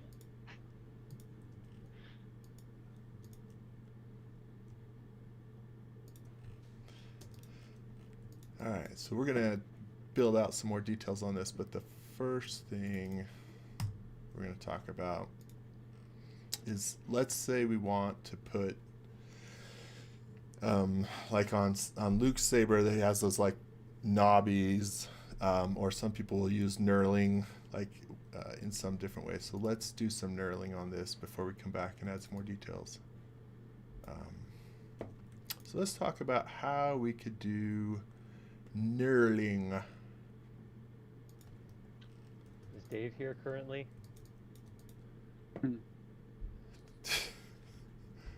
Dave is an awesome knurler. The Neural King. Yep. And Neural King. Matt is an awesome curler. Hey, I don't know Oh, about nice. awesome, knurling Probably the and best one- curling. We got it all. Best one here. but I have curled. I have curled.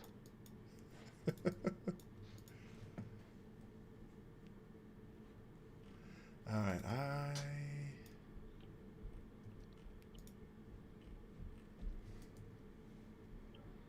I gotta find. Oh, it took an hour and a half, Tyson, but somebody finally called you out for using a mouse instead of a stylus.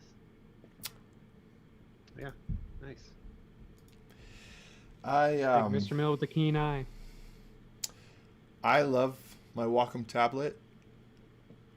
It was misbehaving today, and right before we got on, it was acting weird, so I had to bail out. But thank you for noticing.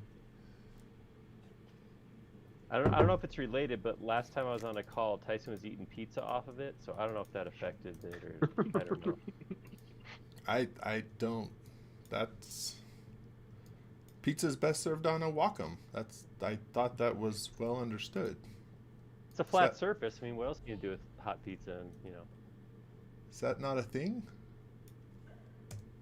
That's how you really get the organic shapes in SketchUp, is put some pizza on your, entry device, input device.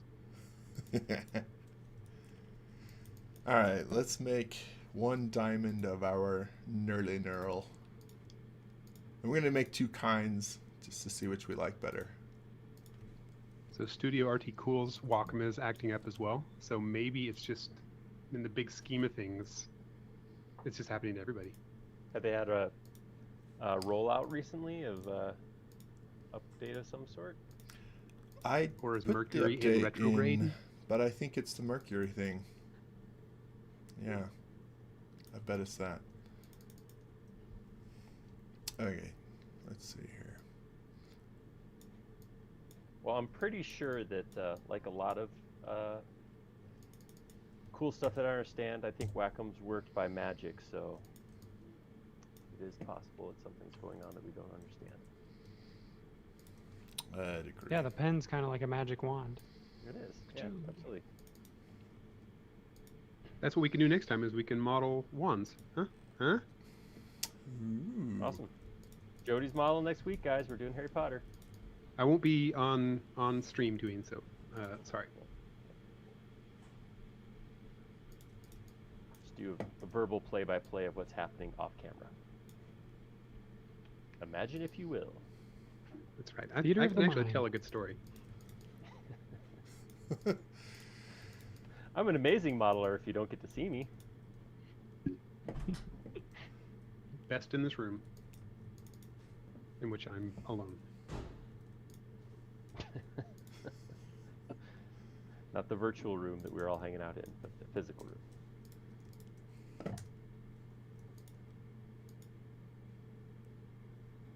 Okay, so we've got, I made this 48 segments, so I think 23, no, wait. 23 count, that's what we need.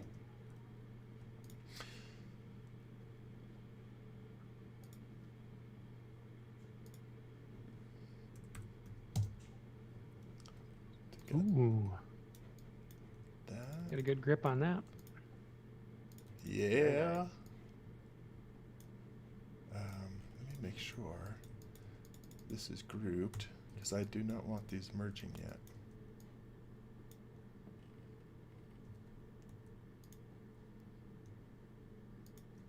And I don't know what this one is. No, I keep doing distance.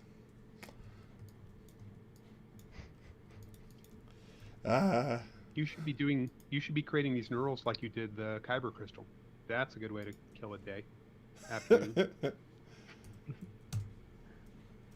You betcha. Okay, almost enough. Let's see. I'll just make way more than we need and then get rid of some.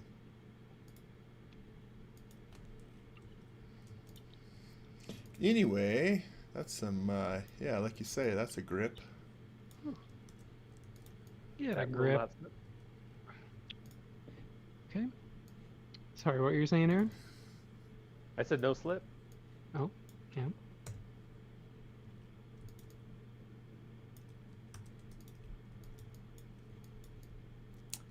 And then one of the things that's kind of fun, since these are components, is we could come back in and say, let's tweak how this looks a little bit.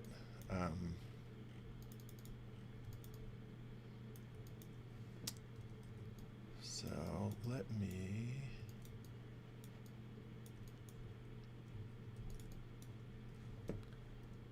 Let's bring it in. So I'm gonna draw some parallel edges here.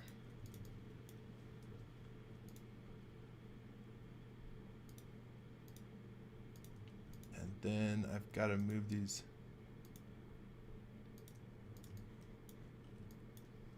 Let's move these back in place so that they sit against the surface.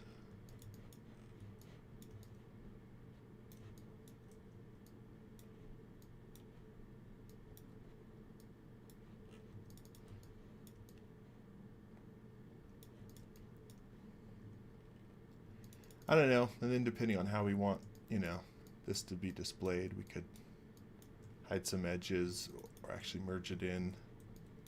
But there we go. Tyson, have you heard or were you aware of any issue with shortcuts for scaling being broken in older versions? Tricky2K said that if you want to scale from center, you click Control or Shift for uniform, but you have to keep pushing the keys. If you want to write scaling dimensions, you lose the center of the uniformity.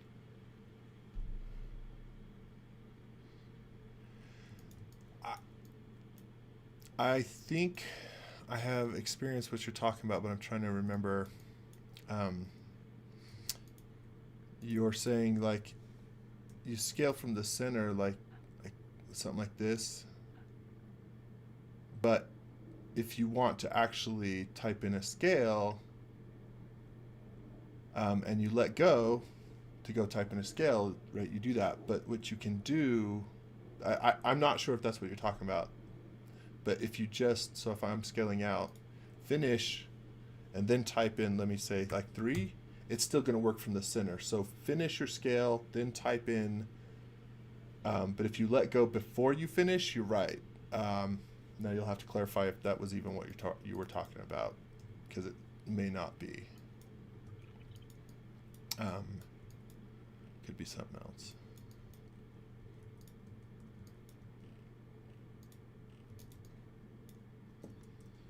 And we said we're going to make kind of 2 versions of this. Let me see here.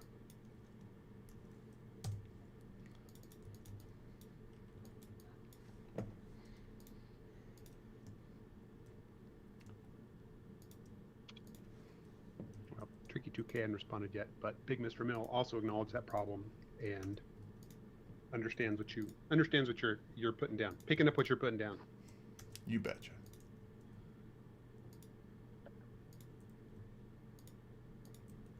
It's also 140. I don't know how long you're planning on going on with this craziness. I mean, I'm modeling lightsabers, right? We got 4 more hours, I thought. Yeah, you could do it as long as you want. I just, Man, I was making Kyber crystals for 10 hours. What are you talking about? This is nothing. You want to talk about really drawing in a crowd? What's Tyson gonna be doing today? I'm modeling Kyber crystals. And what else? Other Kyber crystals? It's actually a series for the next 3 weeks. He's going to be working on that.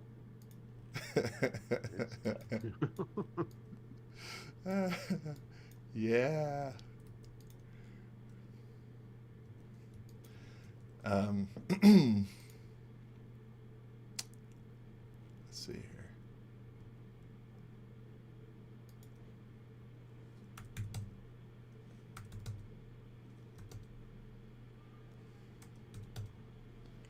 I don't know, what's good spacing look like for this?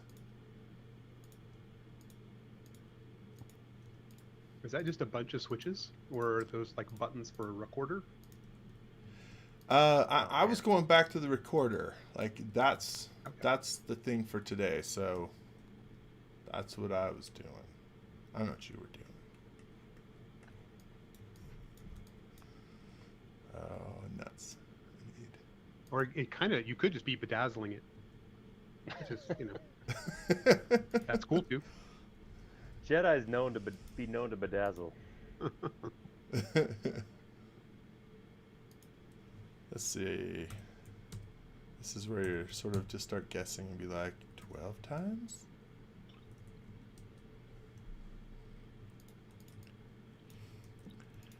Okay, so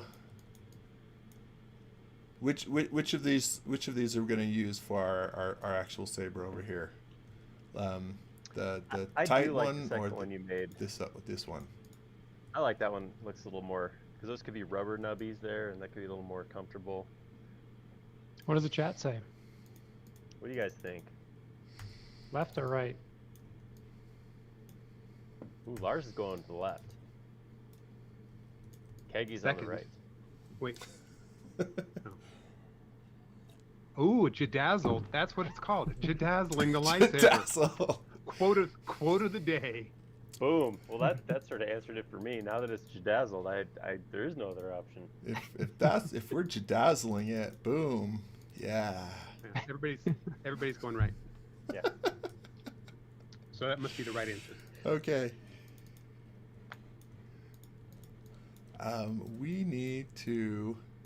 We welded these edges back, but it's going to help us to establish a center point. So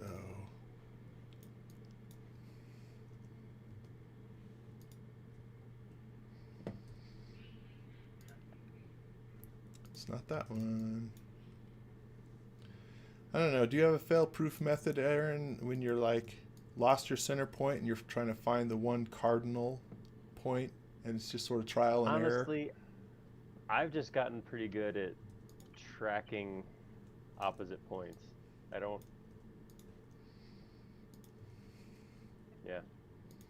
I just kind of have done it so many times now. I can look at a circle and pretty easily find one across the next.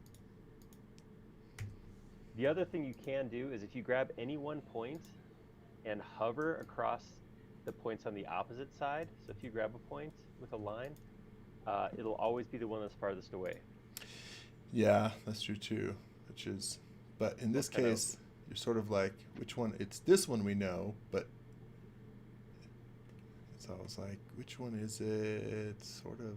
Anyway, sometimes it's easier when you're 24 sides, and then once you turn it up to 60 or something, then it gets a little more.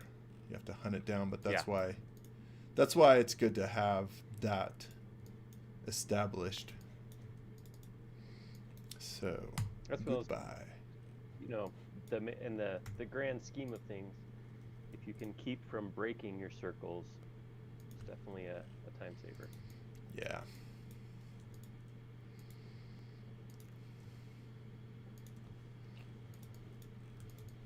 Johnny suggests drawing perpendicular to the center points of two segments, and their intersection is the center. That is also true, which I've done. I've done that several times with arcs. It's a great way to find where the center of a broken arc is.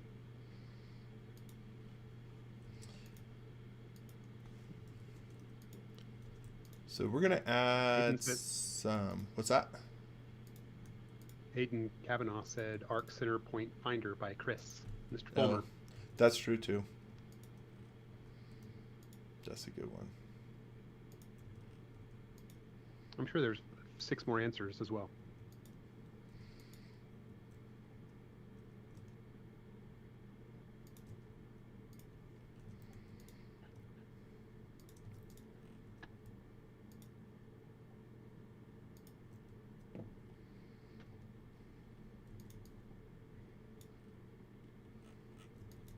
Did we come up with a name for this, like sculpty, whatever you were calling it at the beginning? Not appropriate one.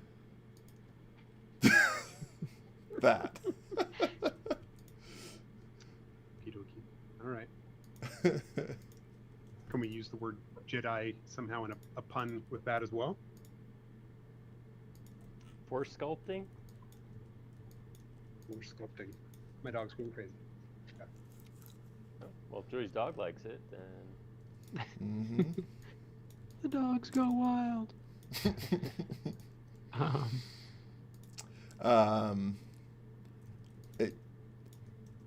To a point that was made earlier, I will riff on this saber to some sort of finish point, unless people are bored. But otherwise, I'll just keep going for, I don't know, another half hour or so and see where we get to. But again, I guess that depends on where the interest is. wanted to mostly highlight some of the stuff we talked about, just kind of some of the, I don't know, methods along the way.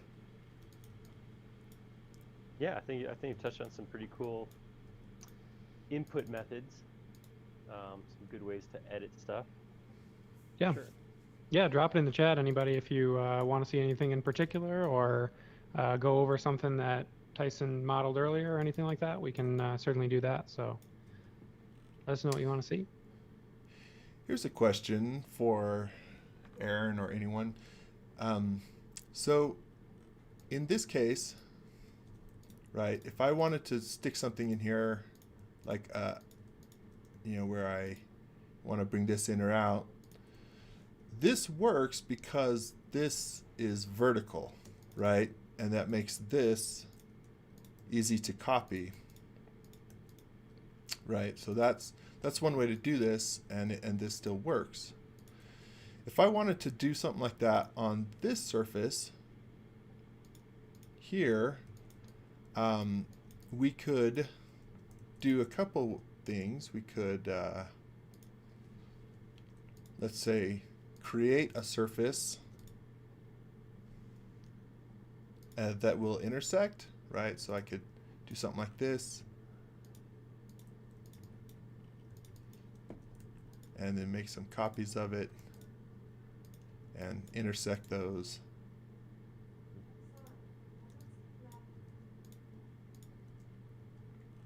Oh, now I need to weld them again.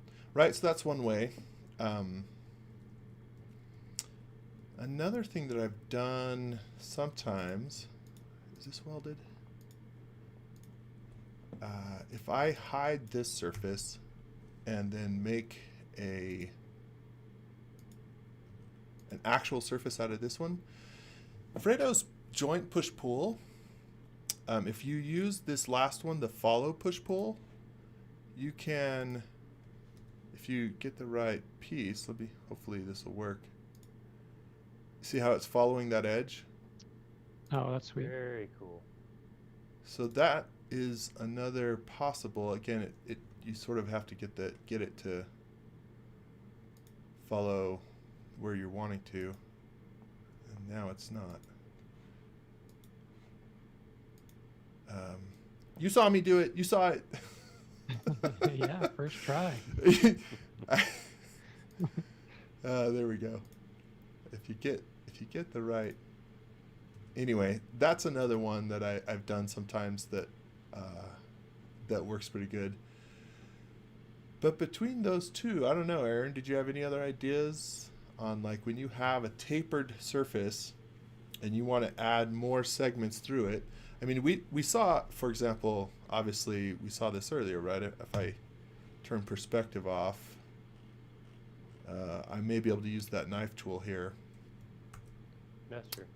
No, But, I mean, for me, I've always done the first thing you did, which is just grab a surface, run it across, and then. But yeah, now that I've seen that knife, though, it's gonna be hard to think of a better way to do that.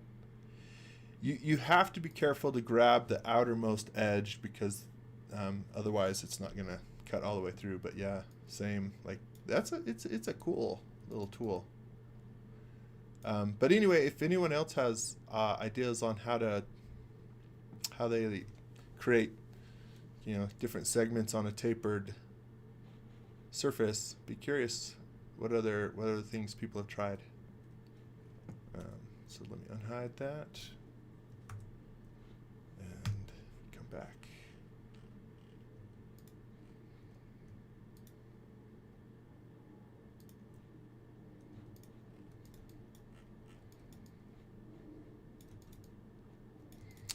All right, to your point, Aaron, let's add some little, like, some little bolts or screws or stuff. That'll help. The functional made-up stuff. Mm-hmm.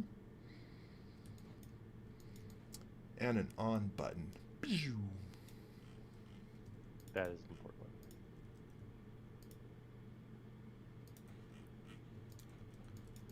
Which I think will put right her.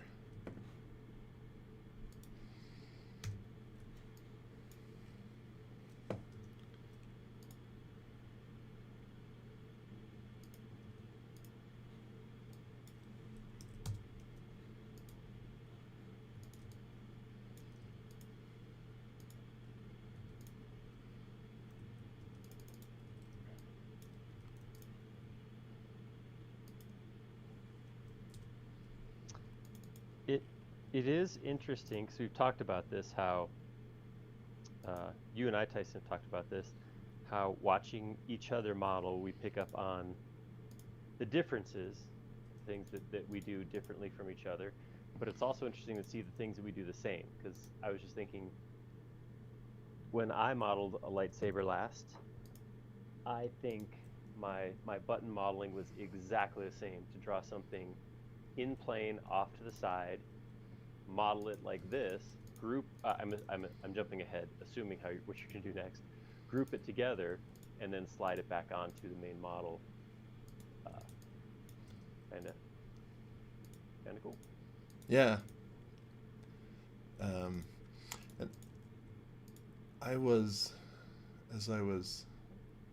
as you think about this sometimes, and you think of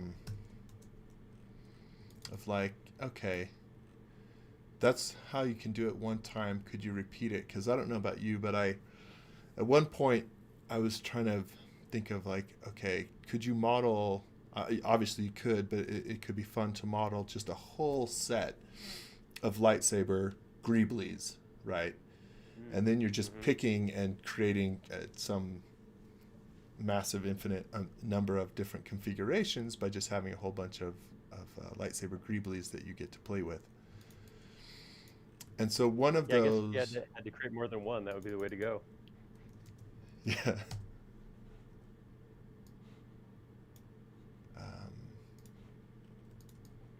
But my thought with that was like, particularly with buttons like this, also with the thought of, because you and I do a fair amount, or think in 3D printing terms of like, okay, you create something and then you have to either break it apart for 3D printing or make it a solid object for 3D printing. So that's why I copied this over, so that I could have something to cut the opening and then stick the button in. And if every button has both like the piece to cut out and then the piece you insert, something like that. I don't know.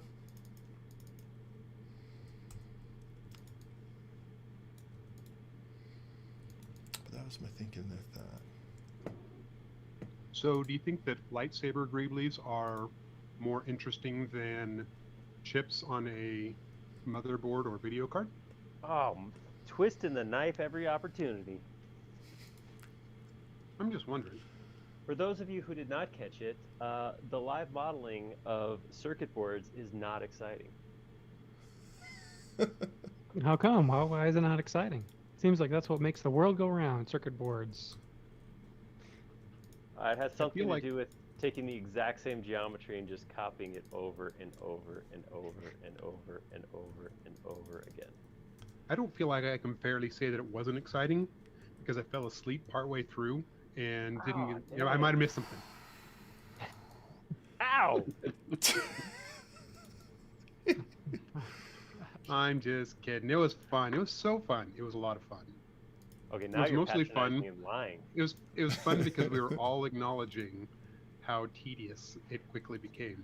Well, I mean, it seemed like something, right? You look at a circuit board, and it looks like micro urban design, because you got like all these little pieces and these little avenues and like all this cool detail, and it looks like it's going to be really a fun one. It's gonna be really something.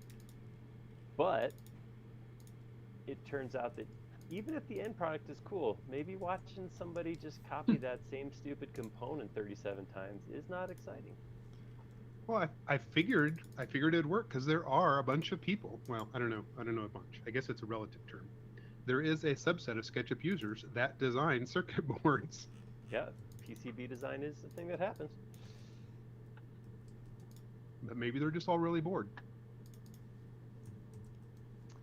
All right, so Brad over on YouTube is asking a question, and it's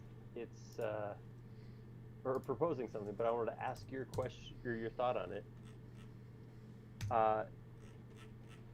If you were to take this out to your shop or something like that, Tyson, so if you're thinking of a way to build this, would you go through the process of generating a layout document? Would you throw a couple dimensions on here? Like, what would be your process to make this real?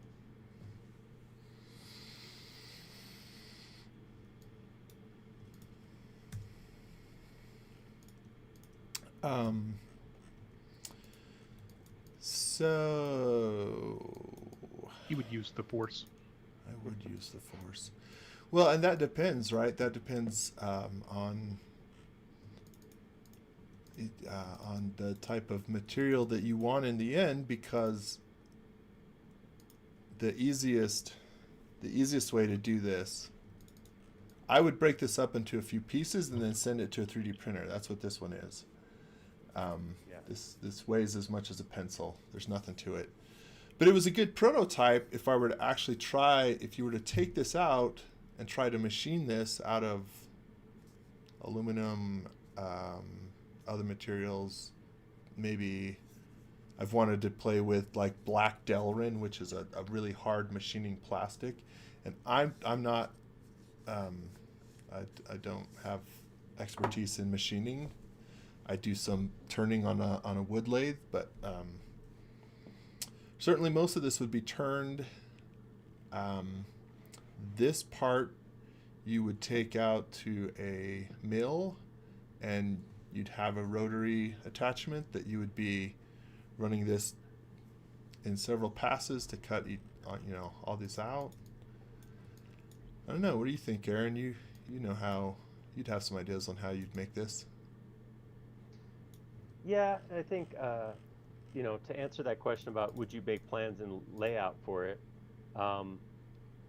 I think that all depends, and I really think that so Tyson's design is straight up like what I'm seeing, and correct me if I'm wrong, Tyson, but I'm just seeing like this is an exploratory design process. This is seeing what looks cool, seeing what's going to look good. I haven't seen you do a whole lot that says you're keeping fabrication in mind for anything. Like you haven't had a whole lot of, well, I need this tube because I'm going to fit a blade into it, so it has to be exactly 1 inch or anything like that. It's just kind of all been, like we talked about. This is just going to design, see what fits, that kind of thing.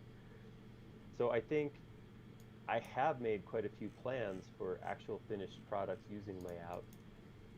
Something like this is like if you're going to turn it, I guess you could go in and put some dimensions on the different pieces that you're going to cut into it. But I don't know, something this simple. I think the only time I would end up in layout is if it was something I was hoping to mass produce plans or send it to somebody else. Like if I was designing this lightsaber shell and I was going to send it over to Tyson because he has a lathe and I don't, I probably would end up in layout putting nice clean dimensions on there.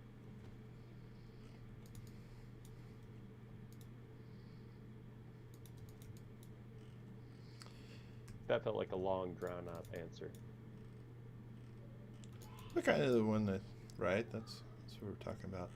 I forgot to make this a component before I scaled it up, and most people will know that when you start working in tiny details in SketchUp, SketchUp is an architectural modeler at its heart. At least that's how I like to think of it, which means that when you get down to the microscopic level, it tends to misbehave. And the way that you can sort of work around that is just to make a component, right? So this component and this component, they're still the same component. This one's just scaled much bigger. And if you work in your details on the big version, it translates really well down to the tiny version versus working on your original. So it's kind of an interesting workaround, but one that actually works really quite well.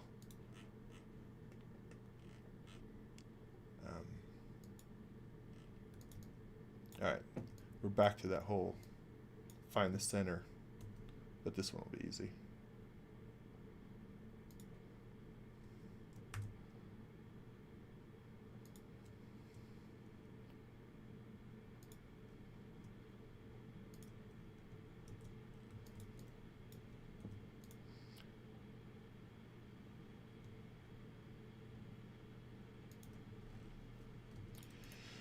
Oh, you know what? Sometimes, I don't know about you, Aaron, but sometimes like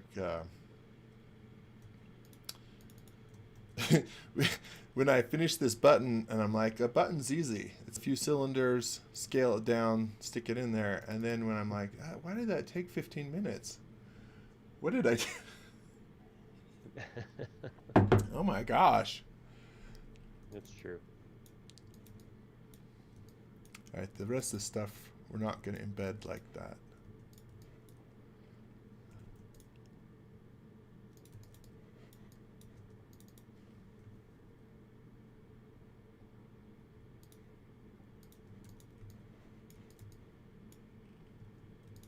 What do you got planned for your Friday's model, Aaron?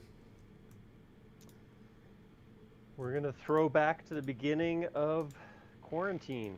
So those of you who have been sticking with us for the last year or so may recall we tried to mix it up a little bit with what we were gonna show when during quarantine, because we did want to do more. We did do more than just a single session each week. We were actually, there's a point where we were doing 3 a week. We were doing a Q&A, regular model, and then we also did, we started doing what we call them machine part models.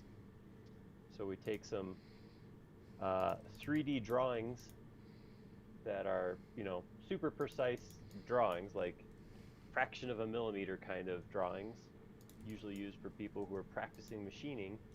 And we're going to model some of those things extremely accurately. So we're going to do some machine part drawings this Friday. It's going to be a good time. Nice. And maybe doing it without Jody. I don't know. He said he wasn't going to be here for this one, and here he is. So I don't know what his game is. I don't know what he's doing. Always keeping us guessing, keeping us on our toes.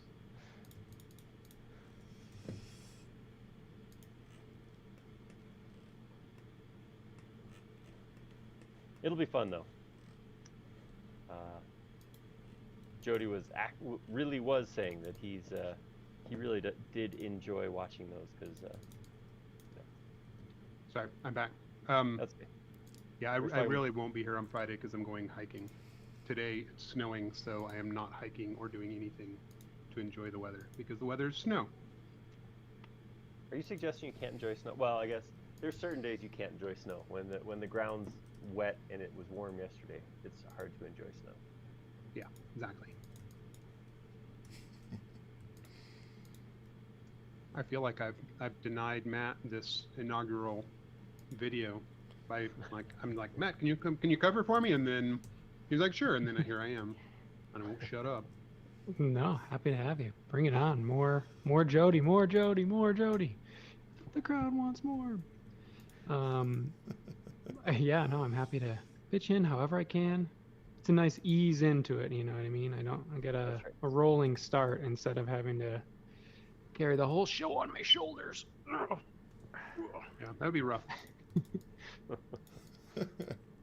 I'm just hoping that you understand that your role here, while it is to pass along questions from folks in chat, it's also here to make sure that the modeler does not get too full of himself.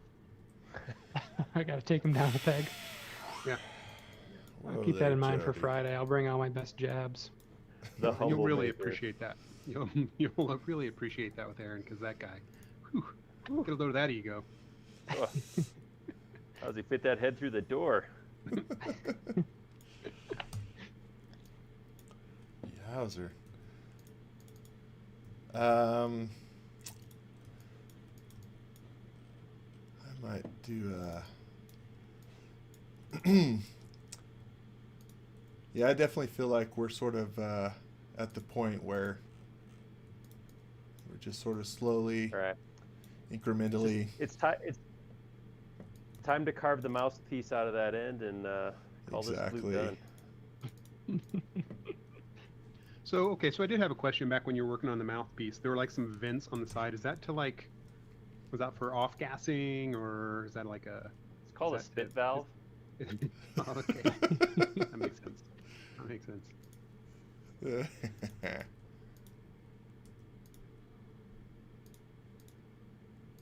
I think that those are the sort of things that are added just to make it look, sciencey and practical. Or maybe it's to keep the weight down. Yeah, it could be. True. Because when you have a hilt connected to a blade that has absolutely no weight whatsoever, Yeah. you don't want don't- that to get too heavy. Get too heavy. Mm-mm.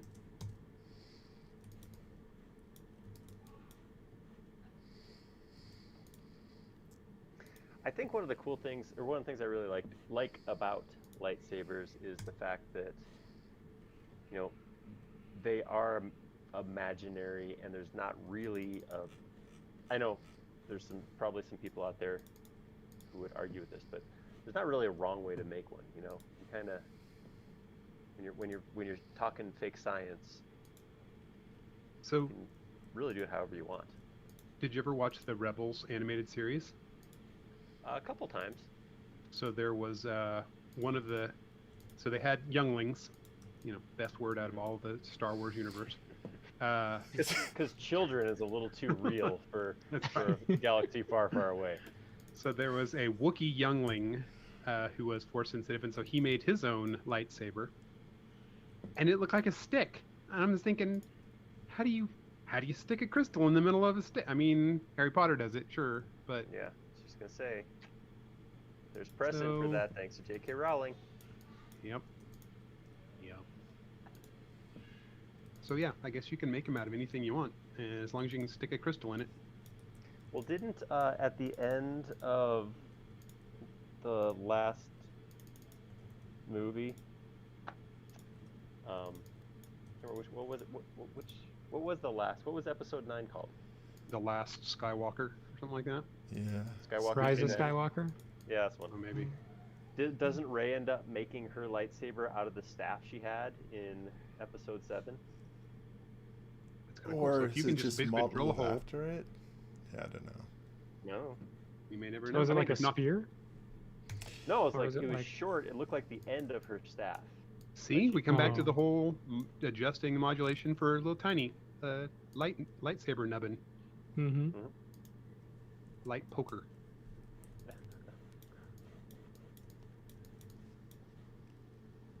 Are you going to have Kylo Ren like little cross pieces shooting out of every one of those little things? That'd be cool. I think he's Oh. making vents, but Yeah, there's that. Yeah, sorry, Jody. This is just a vent. They're going away. Boom, boom, boom. The Oh, crowd got totally really didn't quiet. work. What's going on? They've all bailed out by now. My gosh. They've completely been like, all right, we're so good and off the rails. Done. Stick a We fork are in me. done.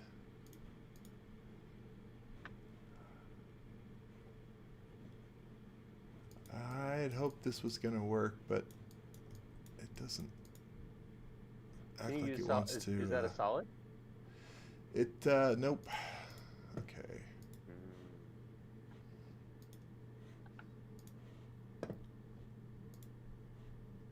All right, there we go. Good call. Let's see. Now it may work.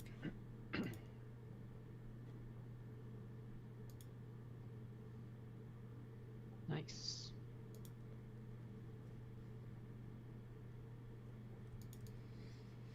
That I didn't actually mean for all Wow, that internal that's- stuff to happen. That's was greebly-ish. Yeah. that okay, is. We'll just leave it alone rather than mess with it. But we better come back and put a. Not now. Obviously, we need to come back, connect that down. We won't bother with that. Okay. Good. The crystals you made are way too small for that. We can They fix blew up the that. We temple, can man. fix Jody, that. you got to work with what you got. Well, that's a good point. Yeah.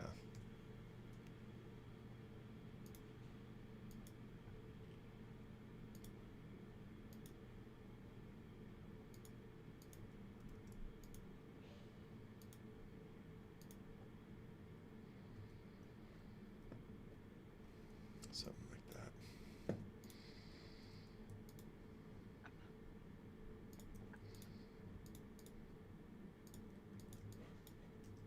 So do you guys all have Disney Plus and watch all the new Star Wars shows and everything like that? I feel like there's so much announced. I don't have Disney Plus or anything. I haven't seen any of the new, whatever, Mandalorian or these type of shows.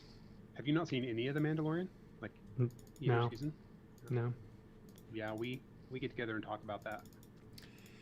Well, back whenever it was on, and now Marvel stuff. Falcon and the Winter Soldier. Oh yeah. There's always something. How do they have a new show? Just so many new shows. Yeah, the release schedule for Disney Plus is basically a new show every week for Marvel stuff right now. Yeah. That's bonkers. It's a lot of content.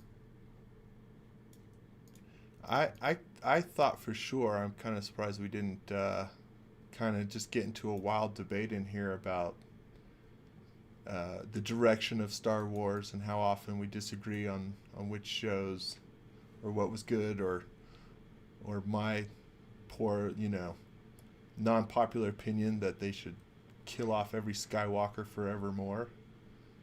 And You I've just owned want a it dark and publicly. gritty Star Wars. That's fine. You can't throw something like that out at the end of a stream. What the? And that's it. See you later, I'll leave guys. you guys with that, and see you later. Thanks. To pick up the pieces on Friday. Angry mob with pitchforks coming in. I'm just making In sure fact, they'll never ever have me do this again. This was a one-time thing only because it dragged on forever and because I completely threw the entire Star Wars fandom out the window. You hate Skywalkers? Stone him. Or whatever the Star Wars equivalent is. Throw a womp rat at him. Yeah. Okay. Thanks for bringing that up, because this is something that, as a kid, I didn't really have any perspective of scale. But they would talk about going out and shooting womp rats back home, which were no bigger than an exhaust port, which was 2 meters tall. How big is a freaking womp rat? They're 6 foot, and they're just going around and shooting them for sport, like Sarah Palin hunts wolves out of her helicopter. What kind of people are on Tatooine just killing helpless womp rats? Well, What I else kind you of got gonna the feeling do? the womp rats were not good. I mean, the name. If you could find something that sounds more like something that infests than a womp rat, it does not sound like a. How would you more like to have repellent thing. something 6 foot tall infesting your moisture evaporator? That'd be horrible. I would probably be happy to shoot it at that point. Yeah. Would you I do would- so no, from your? not just shoot it. I would be bullseyeing it because that's what Luke did. He bullseyed womp rats. That's true. Well, so what was he driving or flying or piloting whenever he would bullseye them? Oh, it was a thing. He says was it. It's like a Yeah, T16 or something. Yeah, something like that. But that's not the same thing as a sand speeder, right? No, silly. I don't know. Never I don't know. I say that like I have some good idea. I have no clue. I'm assuming not.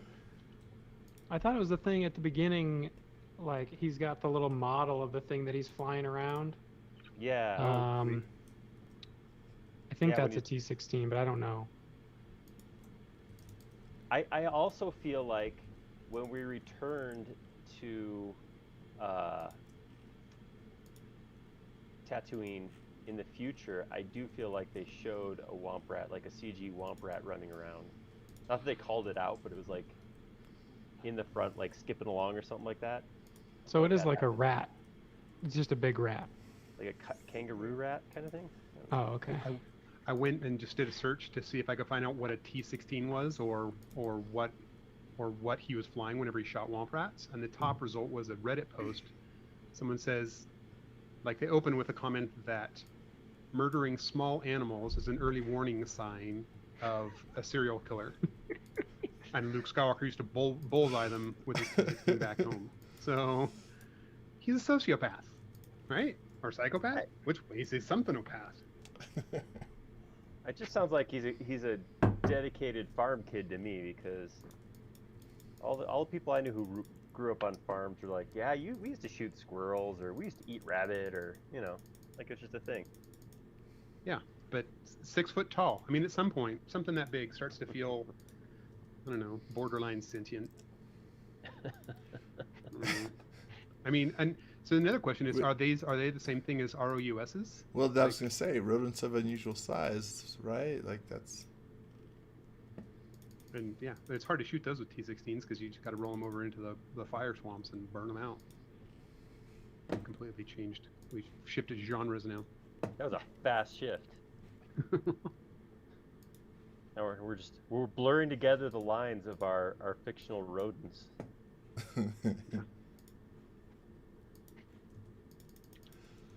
I'm done, gentlemen.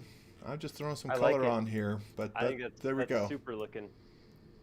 There we go. I think I gotta think. This is one of those things where those rivets are what just tie that little guard together. That thing on the side there. Yeah. The rivets make it happen right there. Oh, I presumed those were more bedazzling, jedazzling. It is jedazzling. Is that That's any the less point. goofy than the term greebly? It's definitely like 600 times more fabulous, though. That is true. Mhm. All right. Well, at that then, we will call this done, and Tyson may go up and post this for some of you up on 3D Warehouse. If you keep an eye on the forum, so if you look at the forum thread that this is part of, this live stream forum thread, he'll, assuming he is able to post it, he will put the link in here, so you don't have to, work too hard to find it. But yeah, that was great. Thank you, Tyson, for learning us so much stuff, and thank you all for coming and watching. We Thanks, are guys. going to be live again on Friday, so we'll be back here noon Mountain Time, and we'll be working on some machine parts. So it'll be a fun time.